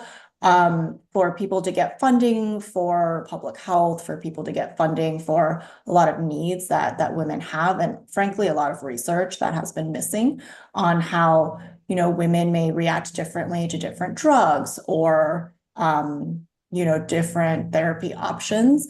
And so I think a lot of it has to do with supporting academic institutions, just clinical studies, scientific research that's happening on the ground.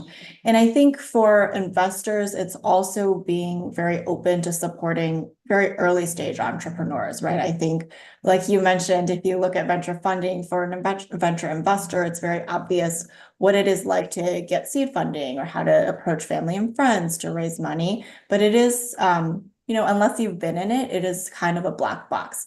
And so as much as possible, I think investors, but also friends of investors who understand the space, other entrepreneurs, we really owe it to ourselves and also the female founder community. And I would say founders just in general interested in women's health. I think it's on all of us just to be supportive, help coach people through what it is like to build a business, how you get funding, what are the different options, having those conversations so that it becomes more common knowledge so that we can all benefit from a lot of these cool innovations that are happening right now. Yeah, agreed. And obviously women's health is a very, very broad area, but from your perspective and experience, what are really the most compelling investment opportunities in the women's health tech space that you're seeing today? Yes, well, I think a lot of times investors, especially in women's health, get very frustrated when there's this idea that the market isn't big enough, or there are too many companies already in maternal health or in menopause, et cetera, right? Even though that's actually factually not correct, because there's still a lot of unmet needs, even if you look at the statistics around maternal mortality, et cetera, right? So I do think there's still a lot of room for innovation in those spaces, even though we've seen a lot of great unicorns pop up, a lot of great fundings for these types of companies. But I do think that there's been so much attention paid on maternal health and menopause that I think we've forgotten a little bit that we need more picks and shovel types investments around just getting more women into clinical trials, right? Getting women more exposure into the basics of science so that we can actually also improve things on the therapeutics, on the device side as well. And then I think the other crucial thing is we don't often think about how women react very differently to different treatment options, right? So we oftentimes think about, okay, like we're looking at the cardiology space, for example, and there are a few really interesting young companies that are starting out that are focused specifically on the female population for managing different, you know, cardiometabolic syndromes or different cardiovascular syndromes or different neurodegenerative disease areas, right? So I think that is an area that we are very interested in. It's not just things that are specific to reproductive health, but how certain diseases do impact women differently. And are there different treatment protocols or different care coordination guidelines that we should use for women specifically that will engender better outcomes? Yeah, I can't agree with you more. I use this stat in other conversations and presentations, but you know, the number one killer of women is cardiovascular disease. And yet why that isn't well understood because we're all treated like little men based on the clinical trial data that we have to date. And so there is such a need in that space, as well as the autoimmune disease area, where a majority of people with autoimmune diseases are women. We don't know enough about that. So I can agree more with that. And I'd love to see more focus and expansion in some of these, like these other therapeutic areas. You know, when we think about, investment, there's obviously funding is critically important, right? You got to have money to be able to move your innovation forward. But are there other types of value or things that investors can bring to founders and startups that could also be considered very nurturing and kind of funding itself, like mentorship programs or networking? Any thoughts on that? Yeah, for sure. So I definitely think mentorship is a really key component. And I think because we've made a lot of progress even in the VC industry about having more women be principals, partners at VC firms, I think a lot of us do office hour type events, or we like doing events like this where we're trying to reach out to the community to try and support early stage founders, right? So I think that is a key component of this ecosystem just working better. I think more tactically, a lot of firms can also be helpful with just getting the names of these startups or what these startups are working on to the large incumbents in healthcare. So as an example, at SevenWire, because we have a lot of LPs who are strategics, we do talk to them pretty frequently around, hey, like, what are your areas of interest? Where are you focused on strategically as a priority for the next 1 to 2 years? Oftentimes people will say women's health because, you know, they're looking at the data, they're seeing that there's unmet need there, there's a lot of total cost of care reduction opportunities, clinical outcomes perhaps are not great, or they're looking at the data, the national data that talks about maternal mortality or things like that, right? And that's an opportunity for us as investors to talk about all the interesting companies that we're seeing in the hopes of establishing some kind of pilot partnership or some other kind of potential commercial introduction to kind of grease the wheels on these young startups and help them achieve some traction, or at least just a conversation with a large player, right? I think a lot of those conversations can bear a lot of fruit in helping to change go-to-market strategies or product strategies. And I think it's upon us to try and introduce more people to one another in the ecosystem. Yeah, the networking is really key, and there's so much to be learned that it's high value, Yeah. almost equally as valuable as, writing a check or something along those lines. But from your perspective, again, what motivated you to get involved in supporting women's health innovation, and how has that interest and motivation shaped your approach to investing? Yeah, for sure. No, it's such a great question. I think it's inevitably, it sounds very basic, but I think as a woman, even before I was an investor, there were just a lot of sticking points while I was going through the healthcare system, right? Like, unexplained pain, or, why are some of these procedures just more painful for me as a woman, or, seeing friends going through the IUD process and hearing about how that can sometimes be a really painful process. So I think growing up, we all just encounter why healthcare is different for women and a lot of times less pleasant for women, right? And what we can do about that.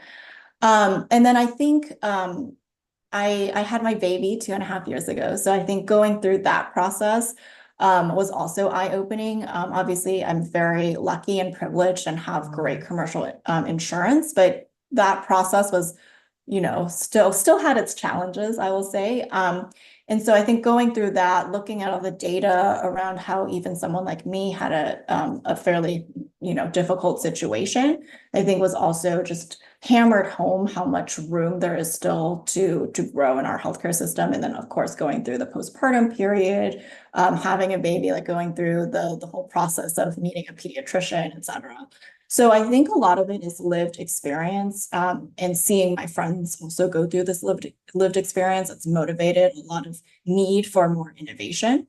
I do think that, in a lot of ways, a lot of us are investors in healthcare because we want to see more change and better outcomes for everyone in the healthcare system. And so I think it married actually pretty nicely into the job description. I think for us, we just always want to make sure that we are giving back to the community, that we're taking the time to speak with a few young founders, even if we know it's not the right fit investment for us because it's maybe back office, women's health, or something that's not in thesis for us. I think I take it very seriously that I still want to pay it forward and have at least a few of these conversations every month so that we are together making progress in this space.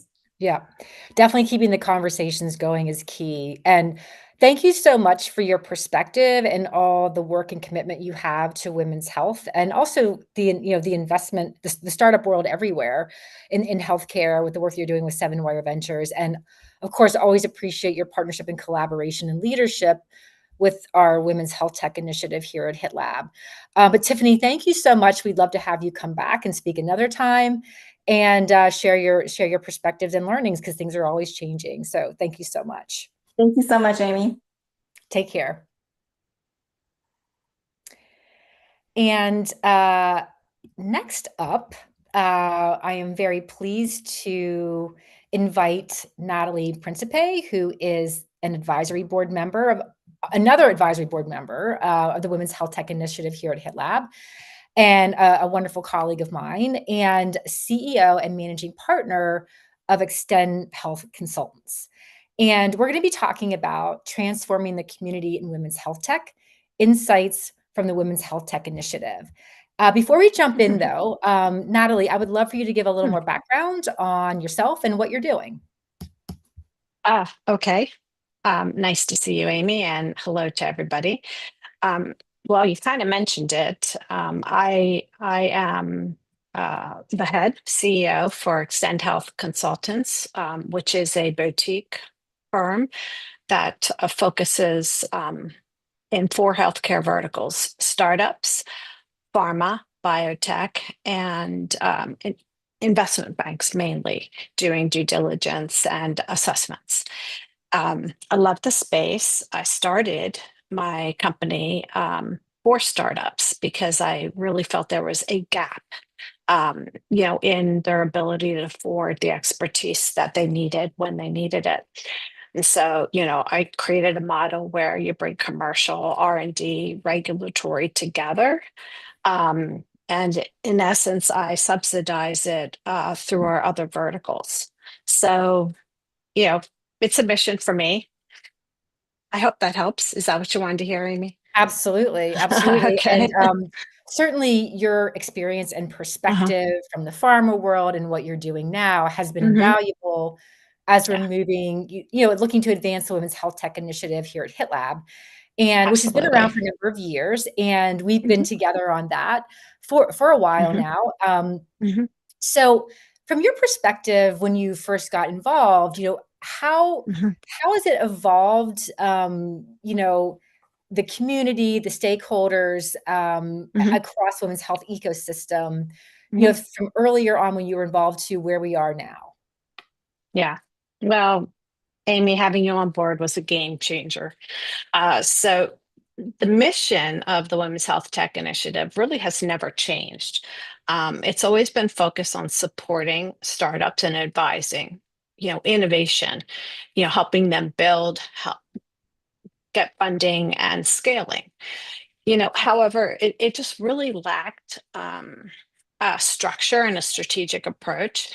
I always felt like we had this massive pool of talent in our ecosystem, the ambassadors. I mean, experts, experts, and experts. But mainly, yeah, what I saw was the engagement was typically one way, right? The challenges were awesome, but they were like once a year. And it was mainly one way, and it was for a select few. And even the Women's Health Tech Wednesdays are awesome, but that's still kind of more of a one way. And I felt when you came on board, we could finally capitalize on that talent.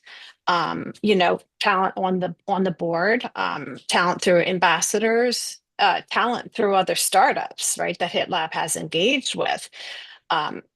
All of them can take a more active role with startups. And, you've now activated this network, right? You've operationalized it to add value. What was always there at our fingertips, we just weren't leveraging it. So you've kind of put some programs in place. I'm going to turn the tables on you a little bit. Can you share a little bit about, what you've done? Because it is really quite impressive.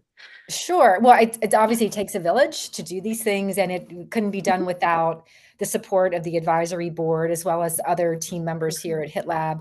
But we really wanted to take a look at, we've always, like you said, the mission and vision was always pretty much the same. We tightened it up a little bit just to make it more specific to reinforcing the importance of evidence generation and really making, and being very, very focused on providing the strategic advisement and around how to bring a startup to market in light of the ecosystem and the value chain, as well as getting really thoughtful about the investment, the investment side, the funding side of things, and becoming investment ready, which is why we had Tiffany here a little earlier.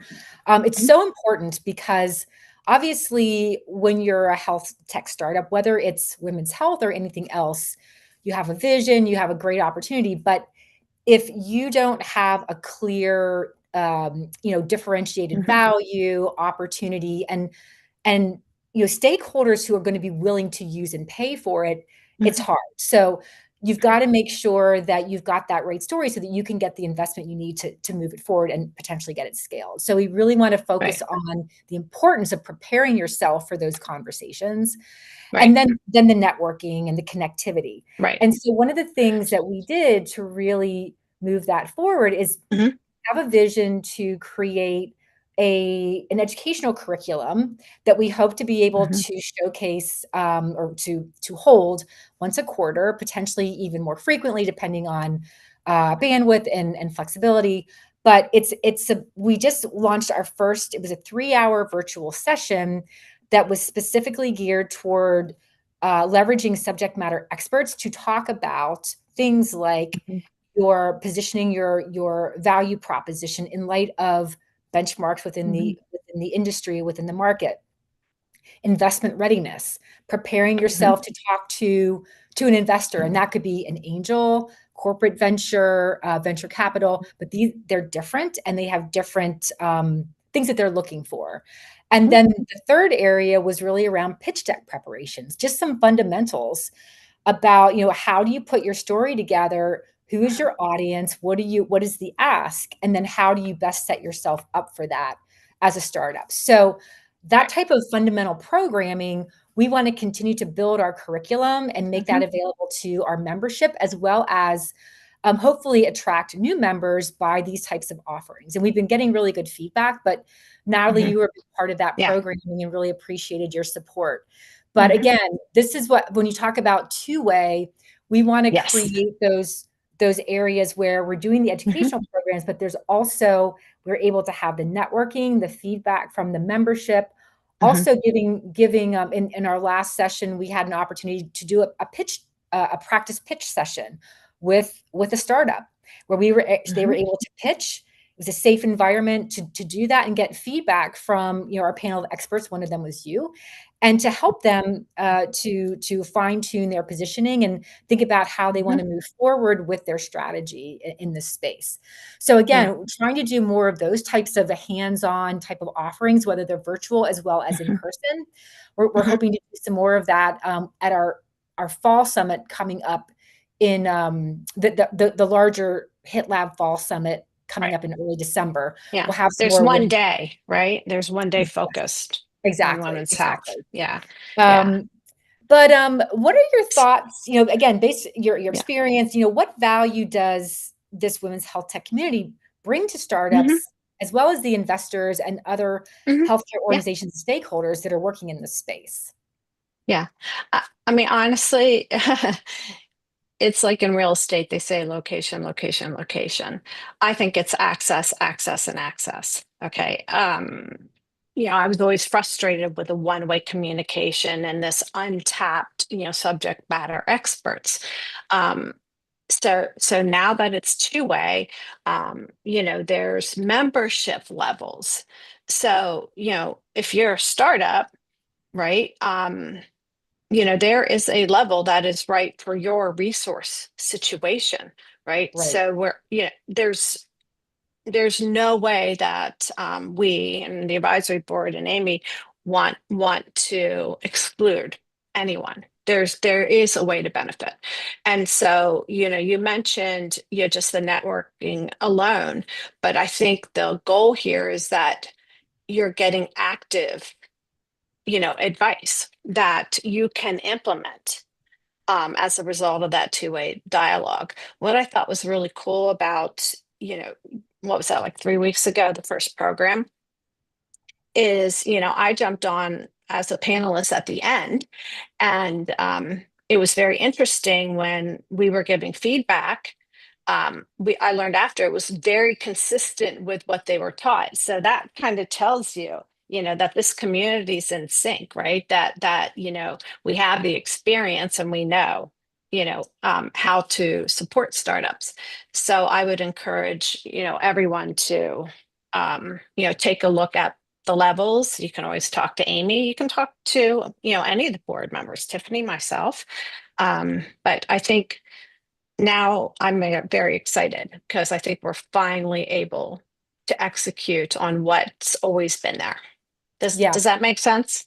Yes, it does. And I think, that is, a testament also to the larger HITLABs community. It is a great network of very, very seasoned professionals that have been in the space for quite a while, and they have the experience and the insights and the real world anecdotes to be able to share. So there's very, very high value in this group. And to your point, to become a member, we do tailor it so that depending on what your resources are, we can make it work for you. So definitely would encourage people to take a look and join it on our website. So I agree 100%. And so, based on, again, your experience in women's health tech in the space and your involvement with this Center of Excellence, what trends or insights are you kind of seeing with women's health? We talked a little bit about maternal, reproductive, but also the need in these other areas that are underserved. Yeah. I mean, Tiffany covered a lot of it. Obviously cardiovascular, but I think there also is opportunity in autoimmune, right? Which women are 80%, right, of that disease area. And then there's bone. I still think there's probably opportunity in menopause. If any area is over indexed, I would say it's infertility. I agree with Tiffany that maternal mortality is still one of our biggest issues. In this day and age, women should not be dying, which for me leads into a personal story, Amy, around postpartum hemorrhage. So yeah. It's critically important that we continue to drive this, because we're not going to do it. Who is, but again, from a personal standpoint, I would love for you to share a little bit about how your engagement in women's health tech, and with Women's Health Tech Initiative, how that's shaped the work that you've done in your career as you've advanced and become a leader in the space. Yeah, thank you. I mentioned some personal things, and I think it's pretty public at this point. My mom almost died giving birth to me and my brother of postpartum hemorrhage. Then my sister, her third child, she almost died. We're talking about, crashing in, the medevac, right? Hospitalized, for quite a while. Um, you know, I took care of her daughter, exchanging, nighttime feedings with my brother-in-law. It's a tragic thing, and to think that that is happening in the US, and that US has one of the highest rates just makes my blood boil. I know. So and this was a perfect fit for me when I left Merck Oncology, to help start up Organon. It really aligned with my passion. I did retire after about a year. I evaluated 300 plus startups in that time. And, I completed the 10-year strategic plan for the company. And I just realized, as far as like innovation goes, I wouldn't give myself money, right, for the following year. I kind of talked myself out of a job because, it was a new company. They had their training wheels on, and they just weren't ready. In that year, I went back to school. That's actually how I met Stan. He was my professor. I didn't speak the language, right? So I did 18 credits at Columbia University in the digital therapeutics program. And I had all this knowledge. It was frustrating. I saw where startups went wrong really early. And that's what led me to really, create my company, like I mentioned earlier. So that's a little bit more of the backstory. If I could really quickly, I know we're probably a little bit over time, but, I wanted to comment on something I heard you and Tiffany, talk about a little bit more. And that is, the bias, right, in women's health, and unfortunately, for our startups that are focused in women's health, the deck is stacked against you. So it's absolutely critical to leverage communities, right? We're fighting 100 years of bias in research and development. Okay. And it leads, to investment bias. So what that means for all of you is the bar is higher. You have to have more and better evidence, right? You have to have expert pitches. You're not going to be given the benefit of the doubt. This is what we're fighting against. And, it's critical to leverage the communities around you. And, New York is a big market, right? So HITLAB's a community, a network, right? That makes sense to be a part of to help you do that. I personally believe, that startups, if affordable, we've tried to make it affordable, you should be part of different communities in different parts of the country. Yep. Yep. So yeah, expand your exposure and your network, because it's different across the board, and everybody has, an interesting perspective, and it's the more networking you can do, I can only imagine it being more of a benefit. Yes. But I really do appreciate your perspective, you're sharing your story, and your partnership on the Women's Health Tech Initiative board. And I would love to encourage others to join. You don't have to be a woman to join either. We love to have any males that are interested in this space as well. It's critically important. And again, as we talk about bias and things like that, it's important that we're embracing all. And would encourage you all to if you join, you get access to a wealth of many subject matter experts across various disciplines and considerations that can support the work that you're doing as a startup, regardless of where you are in your phase of maturity. So please go to the hitlab.org to the Women's Health Tech Initiative Center of Excellence, and you can find more information about joining up as a member. But Natalie, as always, it's a pleasure. Thank you so much. We'll be working Likewise, together again Amy. very soon, and we'll have you as a speaker again as well, because you do such a great job, and we love the work that you're doing. So thank you so much. No, thank you, Amy, and thanks for this time. It's exciting. Absolutely. Keep up the good work. Take care. You too. Bye. Bye.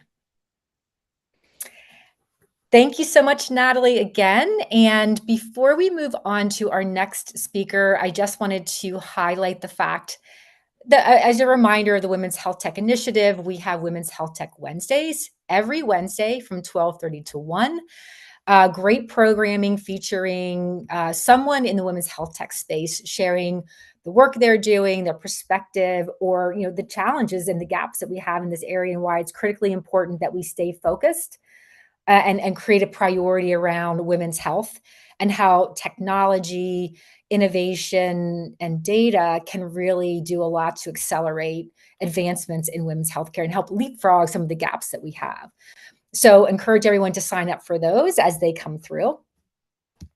And next on our agenda, I would love to introduce yet another wonderful colleague who is also on the Women's Health Tech Initiative Advisory Board, Chrysanthi Dory, who is Vice President of Clinical Informatics Services at Medidata. And we are going to be talking about leveraging AI and clinical informatics to advance health innovation. Before we jump into the questions, though, Chrysanthi, welcome. I'd love for you to give a little more detail on your background. First of all, thank you, Amy, for inviting me here. It's always a pleasure speaking to you and the audience here. I am at Medidata now almost 6 years, and I run clinical informatics services, which means that we create bespoke solutions or standard services across all the products we have, and all our customers are the biopharmas, all the sponsors, CROs, biotechs globally. The other role I'm serving, I'm the chair for the Center of AI Testing and Evidence, which is CATE, which is a critical initiative. The aim there is bridging the gap between AI innovation and a reliable implementation to make it a clinical reality. So pleasure to be here. Thank you so much. And thanks for all the work you do to support the HITLAB organization. I know you're a very busy lady and always find time for us. So thank you. So tell me, how is CATE, which, as you mentioned, it's a new center of excellence here at HITLAB, the Center for AI Testing and Evidence. How is CATE contributing to advancing health innovation through AI and clinical informatics? And what lessons would you say are relevant to women's health? That's a great question, Amy. And I think there is a lot of hype around AI innovation. And so what CATE is more of an independent global hub, and the aim is to accelerate AI validation and shorten the turnaround time from years down to months. How can it do that? It can do that by standardizing rigor through a framework. We have 6 pillars there, and the very 3 important ones are safety, efficacy, and equity. And what we do there is integrate clinical informatics by launching a cloud-based testing platform and be able to generate regulatory-ready evidence through white papers, dossiers, etc. In terms of women's health, we heard before Natalie explaining how important it is to include all the different demographic groups, especially women, right? We see that the critical lesson is the absolute need for mandatory equity testing. So Kate requires a bias index of a very low percentage, which is performance variance across demographic groups. That includes gender. So a Kate audit, for example, of an AI triage tools showed an accuracy dropping for Spanish-speaking women. And it highlighted that explicit bias mitigation, and they follow on that because it is necessary to prevent perpetuating health inequities. And we can see that in women's health for generative AI, that there are a lot of personalized videos now. We spoke about a company there called Health via Vid. There is multilingual support, adaptive educational models, and we look in the area of AI in radiology and the trends. A lot of AI solutions are now used for early Alzheimer's, for tumors, for cardiovascular detection via MRI, etc. And you and I were speaking the other day about cardiovascular disease on women's health, right? And how important it is for early detection. And currently, women are underrepresented in that area. Absolutely. Absolutely. And the more we can, I think that the work that you're doing with Kate can really, again, help leapfrog some of the gaps that we've had. So that's really exciting. What types of collaborations or partnerships have been effective in applying AI and data analytics to improve health outcomes? Yeah, the most effective, I think, collaborations are when we have cross-sector consortiums. So we can co-create trusted frameworks.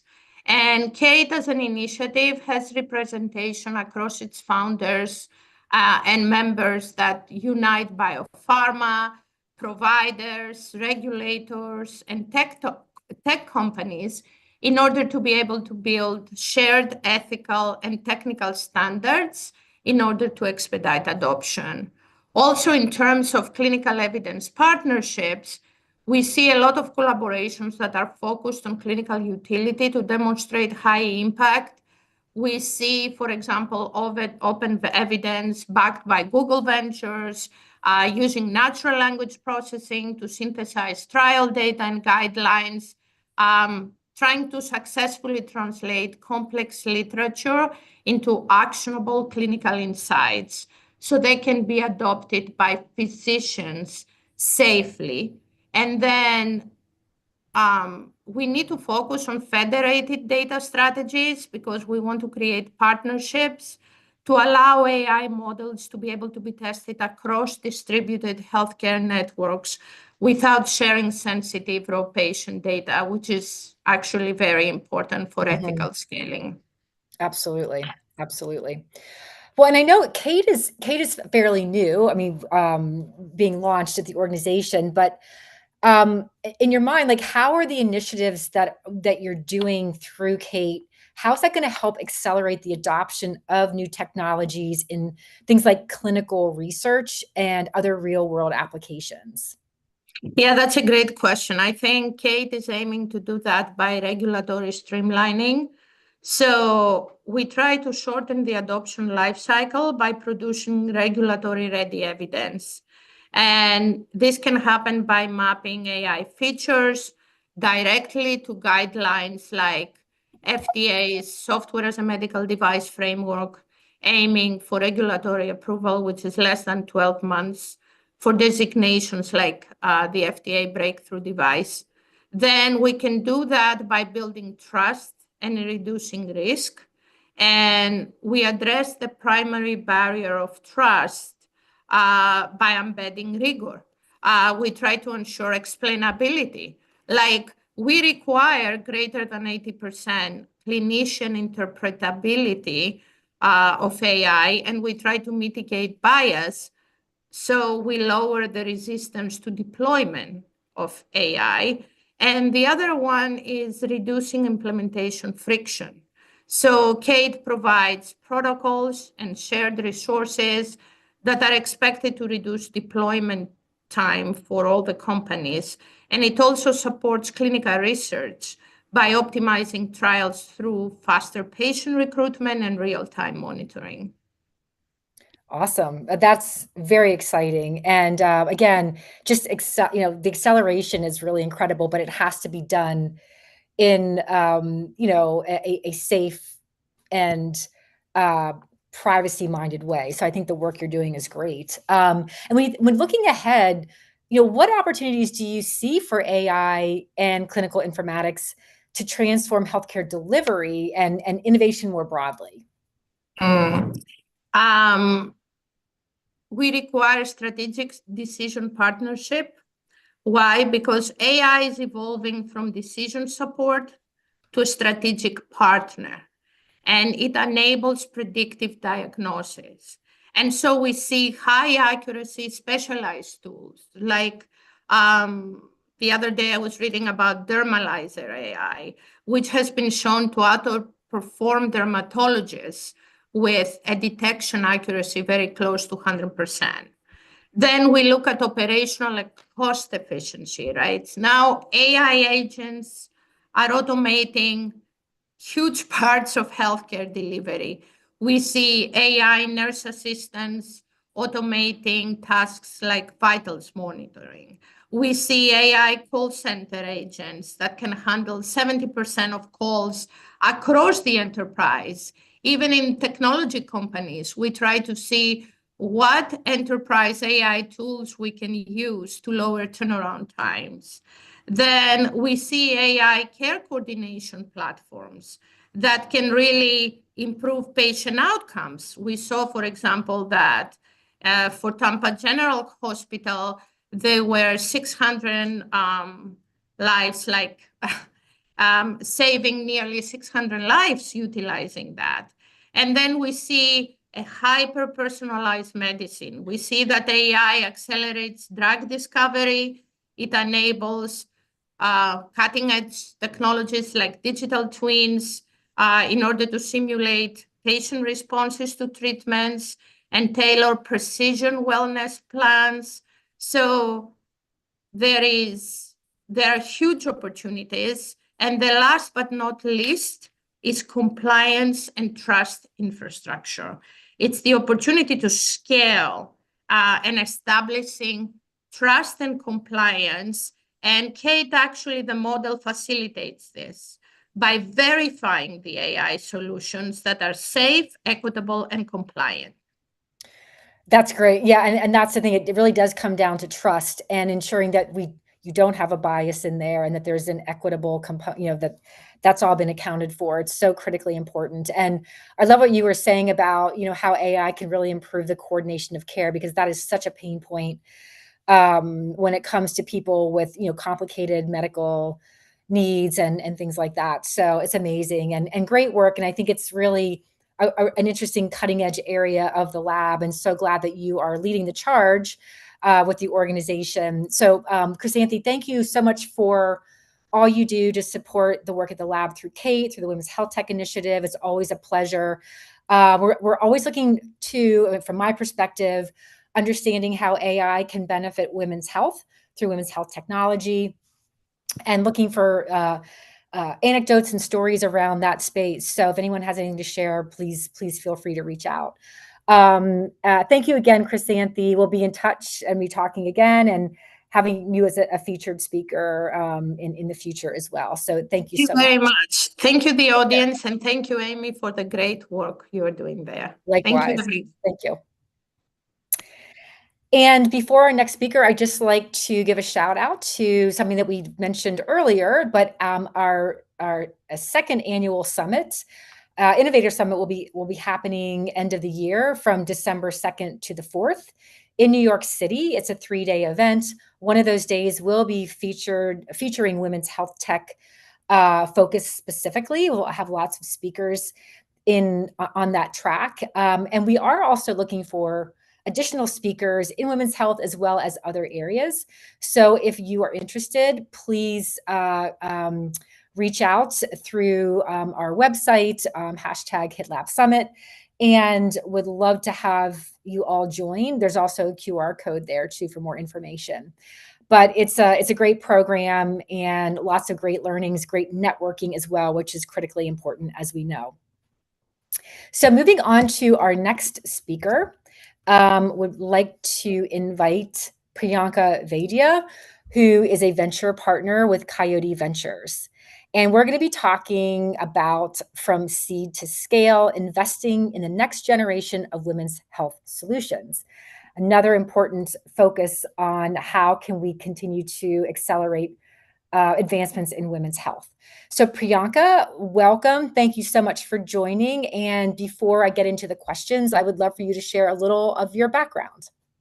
Thank you, Amy, and hello, everyone. Nice to meet you virtually through Zoom. Super happy to be here. I am a biomedical engineer by training, and I have worked in the health tech industry for the last 20 years, everything from biomedical devices, biopharmaceuticals, all the way to digital health, and specifically women's health the last 6 years. In 2021, I co-founded Delphina, a digital maternal health platform that leverages machine learning models to predict pregnancy complications. And since then, I have switched sides to join the venture side of things and make a bigger impact and try support more women's health innovation as a venture partner at Coyote Ventures. So a little bit about Coyote Ventures. We are an emerging firm.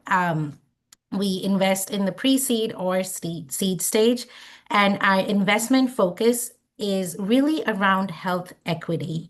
As we all know, women are disproportionately impacted in the healthcare space, but there's also marginalized populations. And so we have investments that range from, say, a breast screening health tool all the way to how can we support caregiving at scale, which also impacts women predominantly. So super excited to share more. Thank you, Amy. Wonderful. Thank you so much for joining. So obviously there are a number of players in the women's health tech space.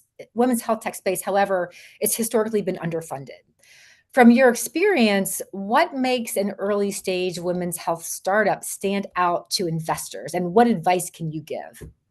Great question. One of the things we really look at, or there's three things really, but the one thing that really stands out is health equity as it fits our thesis. And so we keep the equity lens front and center of mind when we start looking at startups to see, one, whether the solution will scale. Will it serve people in Medicaid as well as it serves people in the commercial space? Is this going to make the product accessible to people in rural areas with lower socioeconomic status? And so that being our central lens is what makes a health care startup really stand out. Followed by two things: innovation, which is critical.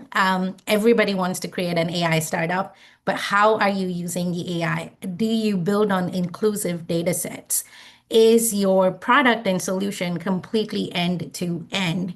Those are some of the things we look at, including innovative business models. So we recently met with someone who's looking at barbershops and nail salons as a way to offer care. So your non-traditional care settings.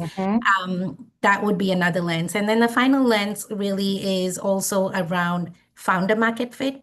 Do you have a lived experience in that particular area? Have you, really looked at healthcare landscape and worked in the health tech sector for the last few years? This really helps us look at, the winning startups in the health tech space. Interesting. It seems like some of those really should be considerations for any health tech startup, not just women's health tech, but I think that's great. So obviously lots of challenges in this space, but could you share like a few common ones, common challenges that, founders face when scaling a women's health solution, and how can ventures support overcoming that based on their experience and background? Yeah, so I'd like to respond to this question wearing both my founder hat and investor hat. What I have found as a founder, particularly women founders, tend to think small, and I don't mean that in a negative way. We're perfectionists more so, and so we will raise smaller rounds. We will wait till we hit all the KPIs before we go and say, well, here's why I justify the valuation, or here's why I'm asking for so much amounts. Whereas the male counterparts I've seen are much more confident walking in with Figma wireframes and saying, well, this is a massive TAM and here's how I'm going to make money.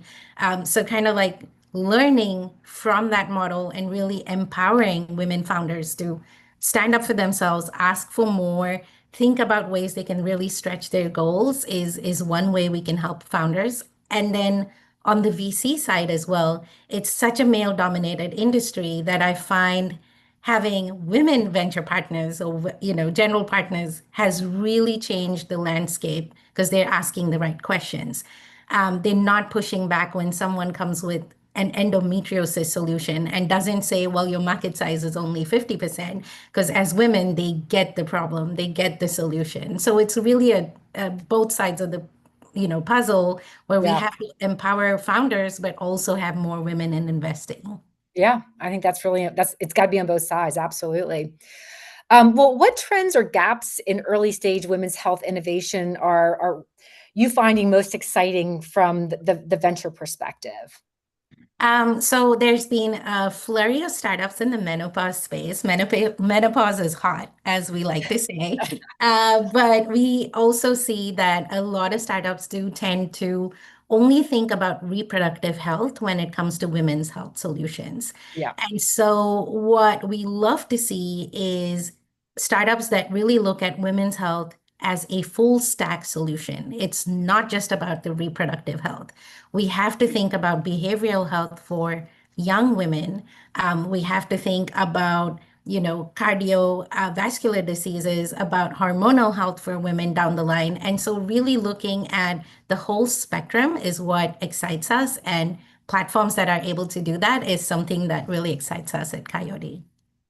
Agree 100%. We were talking a little bit about that earlier, that idea of cradle to grave, and that women's health is not just about reproduction or reproductive health, fertility, or maternal health. Those are all critically important and have a lot of value. But again, the number one killer of women is cardiovascular disease, and there's just not a lot known in the differences between men and women. So really understanding those broader, again, the cradle to grave implications. I can't agree more with that. So looking ahead, how can venture capital accelerate the development and adoption of solutions that are truly going to transform women's health? Yeah, this makes me pause and think because there is so much one can do. But what I think will be most powerful is to look at synergies within the venture capitalist's portfolio. And here's a good example. Like I mentioned, we have a company that looks at breast cancer risk within our portfolio, but we also have a company that looks at IVF and egg freezing. And a lot of times, women who are about to undergo chemo and are still within that reproductive age are looking at options to freeze their eggs before they go down that route. Well, then how do I, as the investor, connect those dots? How do I get the full stack ecosystem that we just talked about happening within our portfolio? Another example would be, food insecurity. And we have a startup that works in the social determinants of health space. Women are disproportionately impacted again. So how do we connect the startup that does SDOH work with the nutrition or food as medicine company that we recently invested in? And really building out that ecosystem or co-creating that support is super powerful way for VCs to support this. The second thing that Coyote does, and I really like having joined them the last 6 months, is run forums and platforms, or one like yourself, with a focus on women's health, where you bring together payers, providers, policymakers, and patients, the 4 Ps of healthcare, as we call it, to really cross-collaborate and share our learnings, see what challenges are for the other person, and build solutions that makes all stakeholders happy in the long run. Yeah, I couldn't agree more. It's, bringing everybody together and having those conversations and, building on that network. It's critically important. And also just reinforcing, this need to really think about women holistically and not as a point in life when they're able to have children or not. And again, it's all these other things beyond just fertility, maternal health that are critically important as well. But thank you for all the work that you're doing in this space. Again, it's important, as you mentioned, to have women in the venture capital space making the decisions. And so glad that you are there supporting that and looking through the view of the lens of equity and scalability, and not just, focusing on, the commercial side of it, making sure that everybody who might not have, the commercial insurances, that they'll have access as well. So it's gonna really move the needle. So thank you so much for all that you're doing, Priyanka. Really appreciate you talking with us today. We look forward to continuing the conversation with you at other events, and really appreciate your support of the organization. Thank you so much, Amy. More power to you guys. Thank you all. Take care. Thank you so much. And now I would love to introduce someone I've had the pleasure of connecting with and talking with in the past. Ijeoma Chimezie, who is a PharmD pharmacist, a community pharmacist at Walgreens. And we are going to be talking about pharmacy at the front line, expanding access to women's health through community care. Which is a critically important topic when we think about health equity and access. So Ijeoma, welcome once again. It's always great to see you, always a pleasure to talk with you. Before we jump into the conversation, would you just share a little bit more detail on your background and the work that you're doing? Yes, thank you so much for inviting me. I've had the pleasure to sit and listen to a few of your other guests, and I'm really excited to contribute the perspective of the pharmacist into the conversation. As you mentioned, I have a healthcare background as a pharmacist, PharmD, and I've worked in the retail pharmacy setting for quite some time now. And I've also worked across the healthcare marketing and advertising sector. So it's been really great for me to bring in the real life patient experience and be able to contribute those insights in the marketing spaces that I have had that experience to do, to be able to shape and ensure that the patient's voice is at the center of all the efforts that are being made. And I'm really, really excited. I also have an MBA background, and that's kind of how we got to connect to the Columbia community. And I'm really excited to be able to share the perspective of the pharmacist, because I often think that, the last year, Priyanka did such a great job in speaking about, the holistic care for when we look at women's health. And I think I don't want to get too much ahead of myself, but I really think that there's a great segue to go from her conversation to this one. Absolutely. And before we do that though, I just want to, I love your background. I think you really have such an interesting background and perspective based on your education in the pharmacy training, but then also your work in marketing. Yes. And really understanding how to communicate with people who need to be educated or need to know what their options are. It's really important to connect with them in the right way. And you have that background, and then how you bring it to the table in the work that you're doing as a community pharmacist. I think it's really a brilliant sort of strategy when you think about the work that you're doing. So from your perspective as a community pharmacist, how do you see pharmacies playing a greater role in advancing women's health in particular? Yeah, I think this is a great question.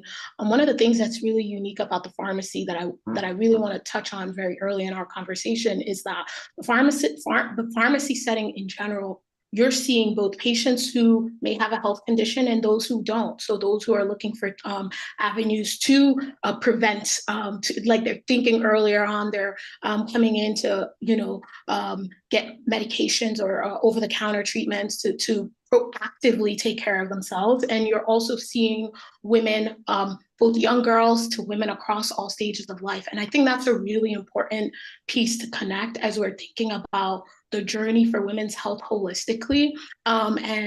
So kind of teeing up on that is for the pharmacists already at the core of so much of what we do is communicating and ensuring patient education. And that is at the heart. Like we're getting from the patient who's coming in from, the someone like myself who's maybe in their mid 30s coming in and wanting to try a new supplement because they either got results from their provider and they want to proactively take care of themselves, to the maybe older woman who has a cardiovascular disease and is on treatment for it. So kind of across the board, ensuring patient education is number one.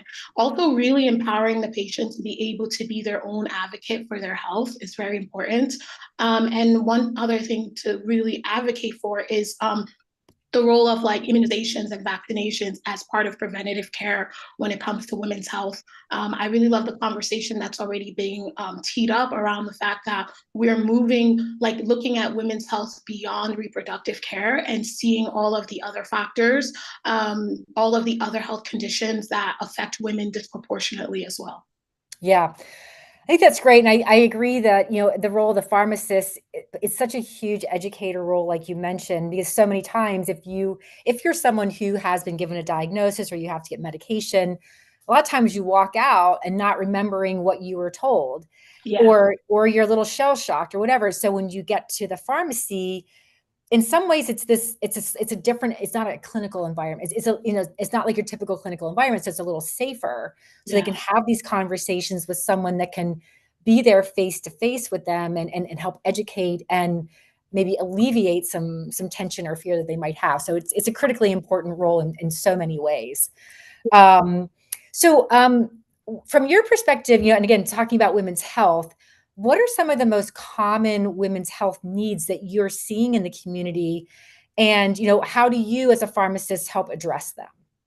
Yeah, I think at the very top of it, again, so at the cornerstone of a lot of what we do as pharmacists is education. And it's not only drug education, but also encouraging patients to, when they're, at least this is something that I really prioritize, is to ensure that they're having cross conversations across the different providers. And something else that's really, really important, like I mentioned, was immunizations, right? Like, we're thinking about all these different things with cardiovascular disease being a concern. Like you mentioned in the previous #1 killer for women, are we ensuring that women are making sure that they're getting their proper vaccinations in time? And what does that actually look like? Those are like very critical things that pharmacists are dealing with at the forefront. But we're really at the heart, of that. Once they leave the provider's office, the pharmacist really helps to integrate that journey for them. And I can't stress how important that is, because sometimes, you may see your doctor once every 3 to 6 months, but you're seeing your pharmacist every month, for one thing or another, if you're on chronic disease management. And that's also another really important piece. Like we talked about, I think your earlier guest today, Allison, I think it was Allison. Elise, yes. Elise spoke, and she mentioned something that was really important too, was the fact that there are some chronic conditions that are obviously prevalent in women. So, ensuring that chronic disease management in the form of medication therapy management, that's a huge element of what pharmacists do. I think that's something that continues to be, that needs to be propagated more to patients for them to fully understand the full scope of what the pharmacist can provide. Agree. And I think, again, that human touch, that human factor, is critically important. And I think sometimes we forget about that, especially as we're talking about digital health all the time and technology. Yeah. But it is that human touch that really anchors everything and is critically important in the role that you play. Yeah. But switching gears to technology, again, from your perspective in this community pharmacist role, how do you see technology strengthening those connections between the patient, the pharmacies, the clinicians, and other parts of the healthcare system? Yeah, I really like this question. And, as several guests were on chatting about their perspectives on this, something that really struck out to me as we're building in technology, the pharmacist can really personalize and bring in that human element, let's say we're trying to do, for example, we're leveraging chat boxes, right, features to be able to share drug interaction. Someone wants to go and do, because patients are already spending a lot of time online looking up stuff on their own, and that information can be quite overwhelming. I think the pharmacists can really play an integral role in ensuring that that information is communicated in a way that is not alarming for patients, but also empowering. That's one element. Obviously, the aspect of telepharmacy is common, and it's being leveraged in some rural areas. We're in the New York, New Jersey area, so we have quite a bit of access, but there are some communities around the country that don't have as much access. So that pharmacy option is a really great avenue as well. And I also believe, like, within, one thing that I would love to see more, it's like, how are we leverage, like, for digital technology and things, how are we leveraging the pharmacist insight into it, or gathering that data to where it can be integrated into, like, pharmacy systems, so that that access is also available to them. Yeah. I mean, even being able to capture some of the questions that you're being asked. Yes. To understand where there are areas that aren't well understood, and maybe, and feed that back in some way, so that, the healthcare side of it gets smarter about how they connect, or the language they use. And I think, a lot of that goes back to the marketing, your marketing experience as well. And being able to connect is important. I was going to add, like, that understanding that full patient journey. A lot of times, we kind of end it at the doctor's office, or that provider, that initial provider, but, like, now extending it beyond what happens in the provider's office is very, very critical and important. So as you're building, you're really also thinking about what are all the key touch points that that particular patient is going to go to, and how do we leverage, like, behavioral, like, their behaviors and mindsets to, like, influence, behavior change, which can be really difficult. But the avenue to really approach that is understanding all of the touch points that they have in their overall, like, patient or consumer journey. Yeah, 100%. It's like those micro moments are critically important, not just the known, the established, like, points of care. It's what's happening in between that we need to better understand. Exactly. So obviously that's an area of opportunity. Are there other, like, barriers or challenge areas that exist for, the pharmacy role and expanding what they're doing in women's health?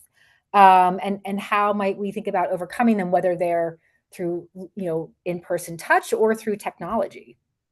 Yeah, this is a great question. And, I think some of these challenges, I would say they're probably broader, but of course they're impacting women as well. And there are a lot of regulatory limitations. One of the key aspects to really shifting the consumer or the public mindset for pharmacists being, like, medication dispensers to, like, full comprehensive care providers is ensuring that pharmacists can have what they call provider status, and can actually actively bill for some of these services, right? Like, if we were to propose doing a pharmacy-led clinic where, we can do, where we can primarily focus on women's health, for example, the challenge would be that some of this, the reimbursement models are not always that. They're not really, there's an opportunity for new policies to be erected, to really evolve the reimbursement model, and to also move to seeing pharmacists having provider status, so that there's more of a drive, right, to be able to hold those pharmacy-led clinics and really make a huge impact, and truly for pharmacies to become community hubs, right? I think in the same fashion that technology is becoming such an integral piece of this, of our healthcare system overall, it actually creates an opportunity to create unique experiences within the pharmacy. But that can only move forward when there are policies, and when there are policies in place that allow for more innovative reimbursement models that really would incentivize for that service to be had on a regular. Yeah, and it's such a convenient, the pharmacy is such a convenient place to do it too. Yeah. So as you mentioned, people are in and out of pharmacies all the time, Yeah. versus, the clinical setting. But great thoughts. But looking ahead, what innovations or partnerships do you think are going to be the most transformative, when you think about the pharmacy role in women's health? Yeah, this is a great question. I think one of the things that you we kind of alluded to it already, as you're having more femtech startups emerging, is really understanding that full gamut of the patient journey, and knowing and being able to, like we said, triage some of these questions, and have answers, and think through that entire journey. I think there's opportunity in that capacity. Obviously, some additional things have been shared. Like, one other thing that I'm also thinking is, I heard a few people talking about predictive analytics, and obviously AI. But as we're even moving that, and powering more personalized care, I think the personalization piece requires the human empathy aspect of it. So how we can leverage, like, pharmacists to be able to be part of those decision making, and to be kind of at the seat when this innovation is happening. And I would say last, something I had already maybe alluded to, is continue the almost like the technology infrastructure, being able to bridge pharmacy platforms and provider care networks. We have something right now that's called, like, I'll use it as an example, Cover My Med. So, it's something that really helps to address one really huge challenge, prior authorizations. Yeah. That has really made a huge that's really helped along the way with adherence. So I think if we continue to identify more of those innovative avenues, and then teeing it up and making them a bit more focused to the needs of women, that would be really amazing. Absolutely. I think those are great ideas, and the more we can do to make it, reduce the red tape and make it convenient and easy, the better off we'll be, whether it's women's health or anybody in general. It would be great.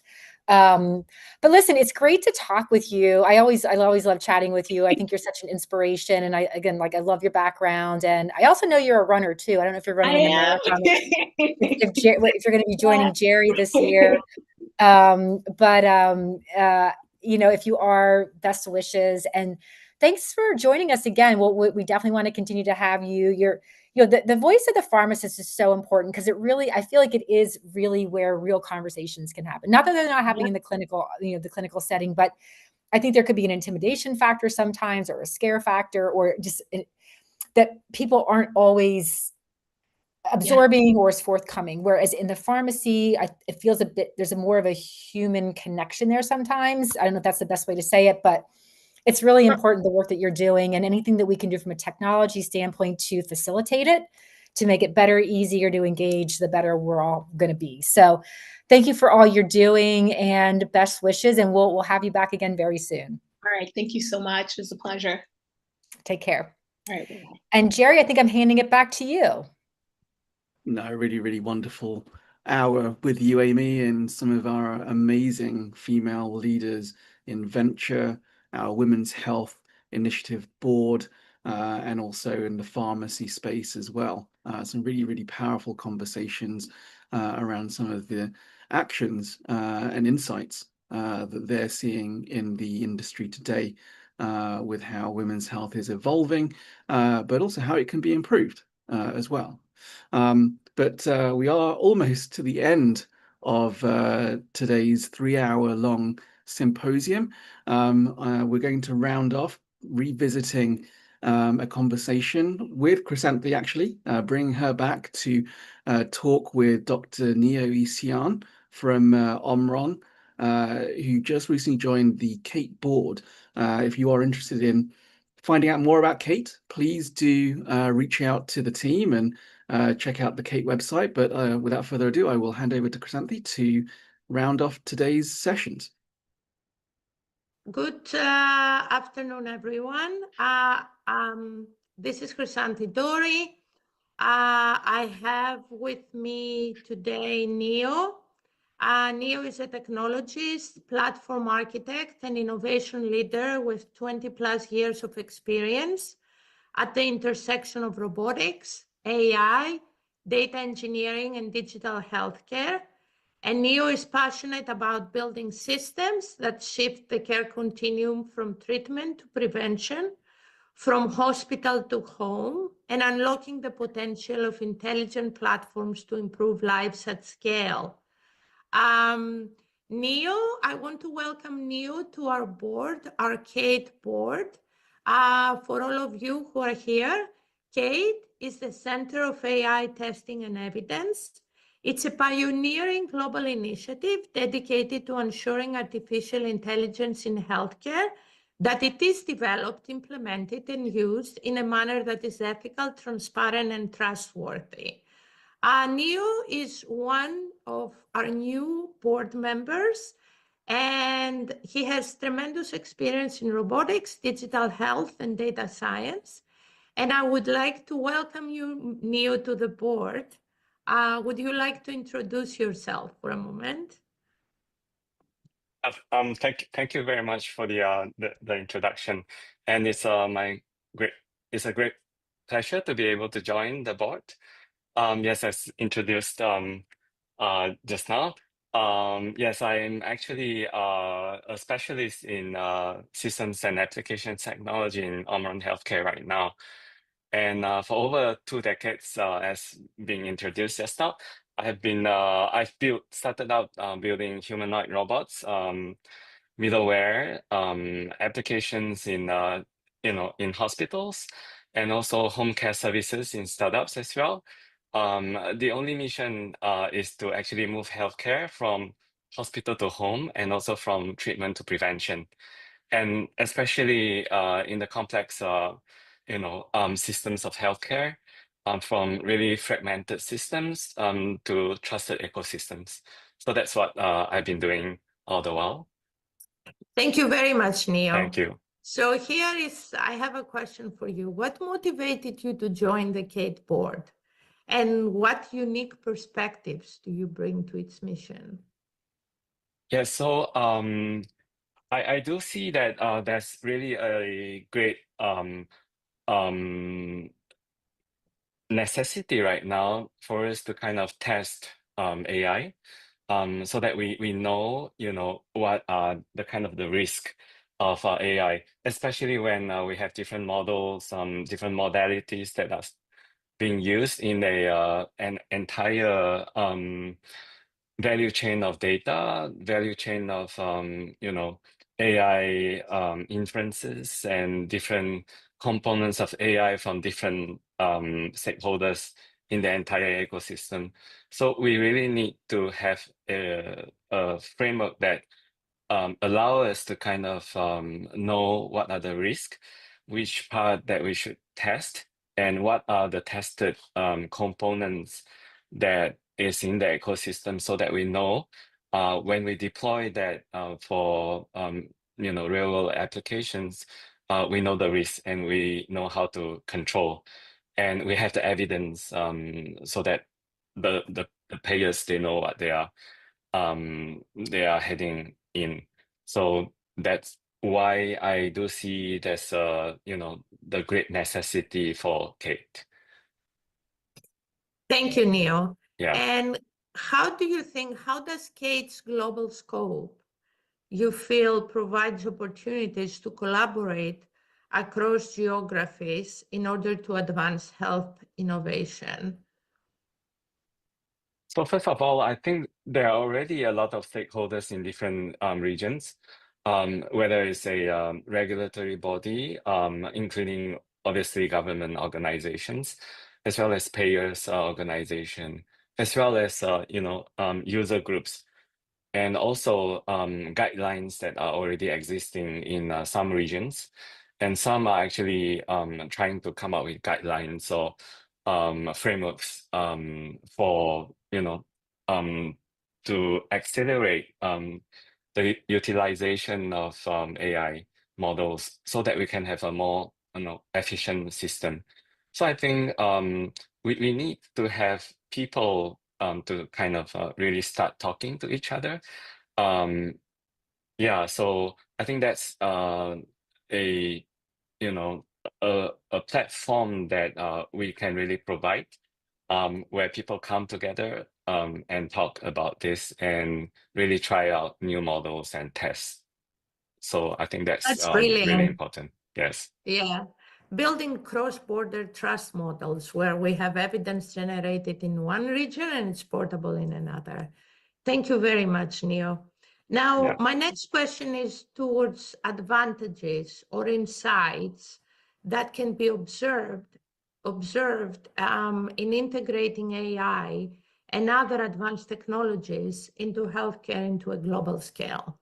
What are the advantages or insights? I think there are three kind of main pillars that I think are the advantages and insights here. First of all is scalability. So when we have obviously proven AI models in this case, and AI with evidence, and with these types of AI, actually we can start to scale a lot of clinical expertise beyond the hospital walls. So that's where I see the great advantage of using evidence-based kind of AI models, if you will. And the second pillar is actually equity. So having this in place, actually we can kind of help to reduce the disparities by providing the decision support, and early detection where specialists are kind of scarce in a lot of the region in the world. So by providing this with a thoroughly designed framework, including how do you kind of de-risk and things like that, we actually can bring more services and more health equity to the entire global healthcare scope, if you will. Yeah, and the third pillar is actually and the Go third ahead. pillar, the third advantage is actually trust and regulation. So once we have this, a global kind of framework with this evidence base and tested, proven AI, we can actually gain trust, and also help to accelerate the kind of the regulatory control, if you will, because we already tested in one region, and we can have that being deployed to another region in a more efficient way.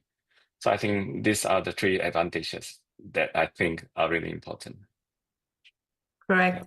And another question for you, Neo. How can collaborations between Kate and technology companies leverage AI to accelerate innovation and adoption in health solutions? I think there are actually three types of probably ways that Kate actually can help technology companies in leveraging AI to accelerate innovation. So one obviously is within the name of Kate itself is how do you kind of test AI solutions in real world?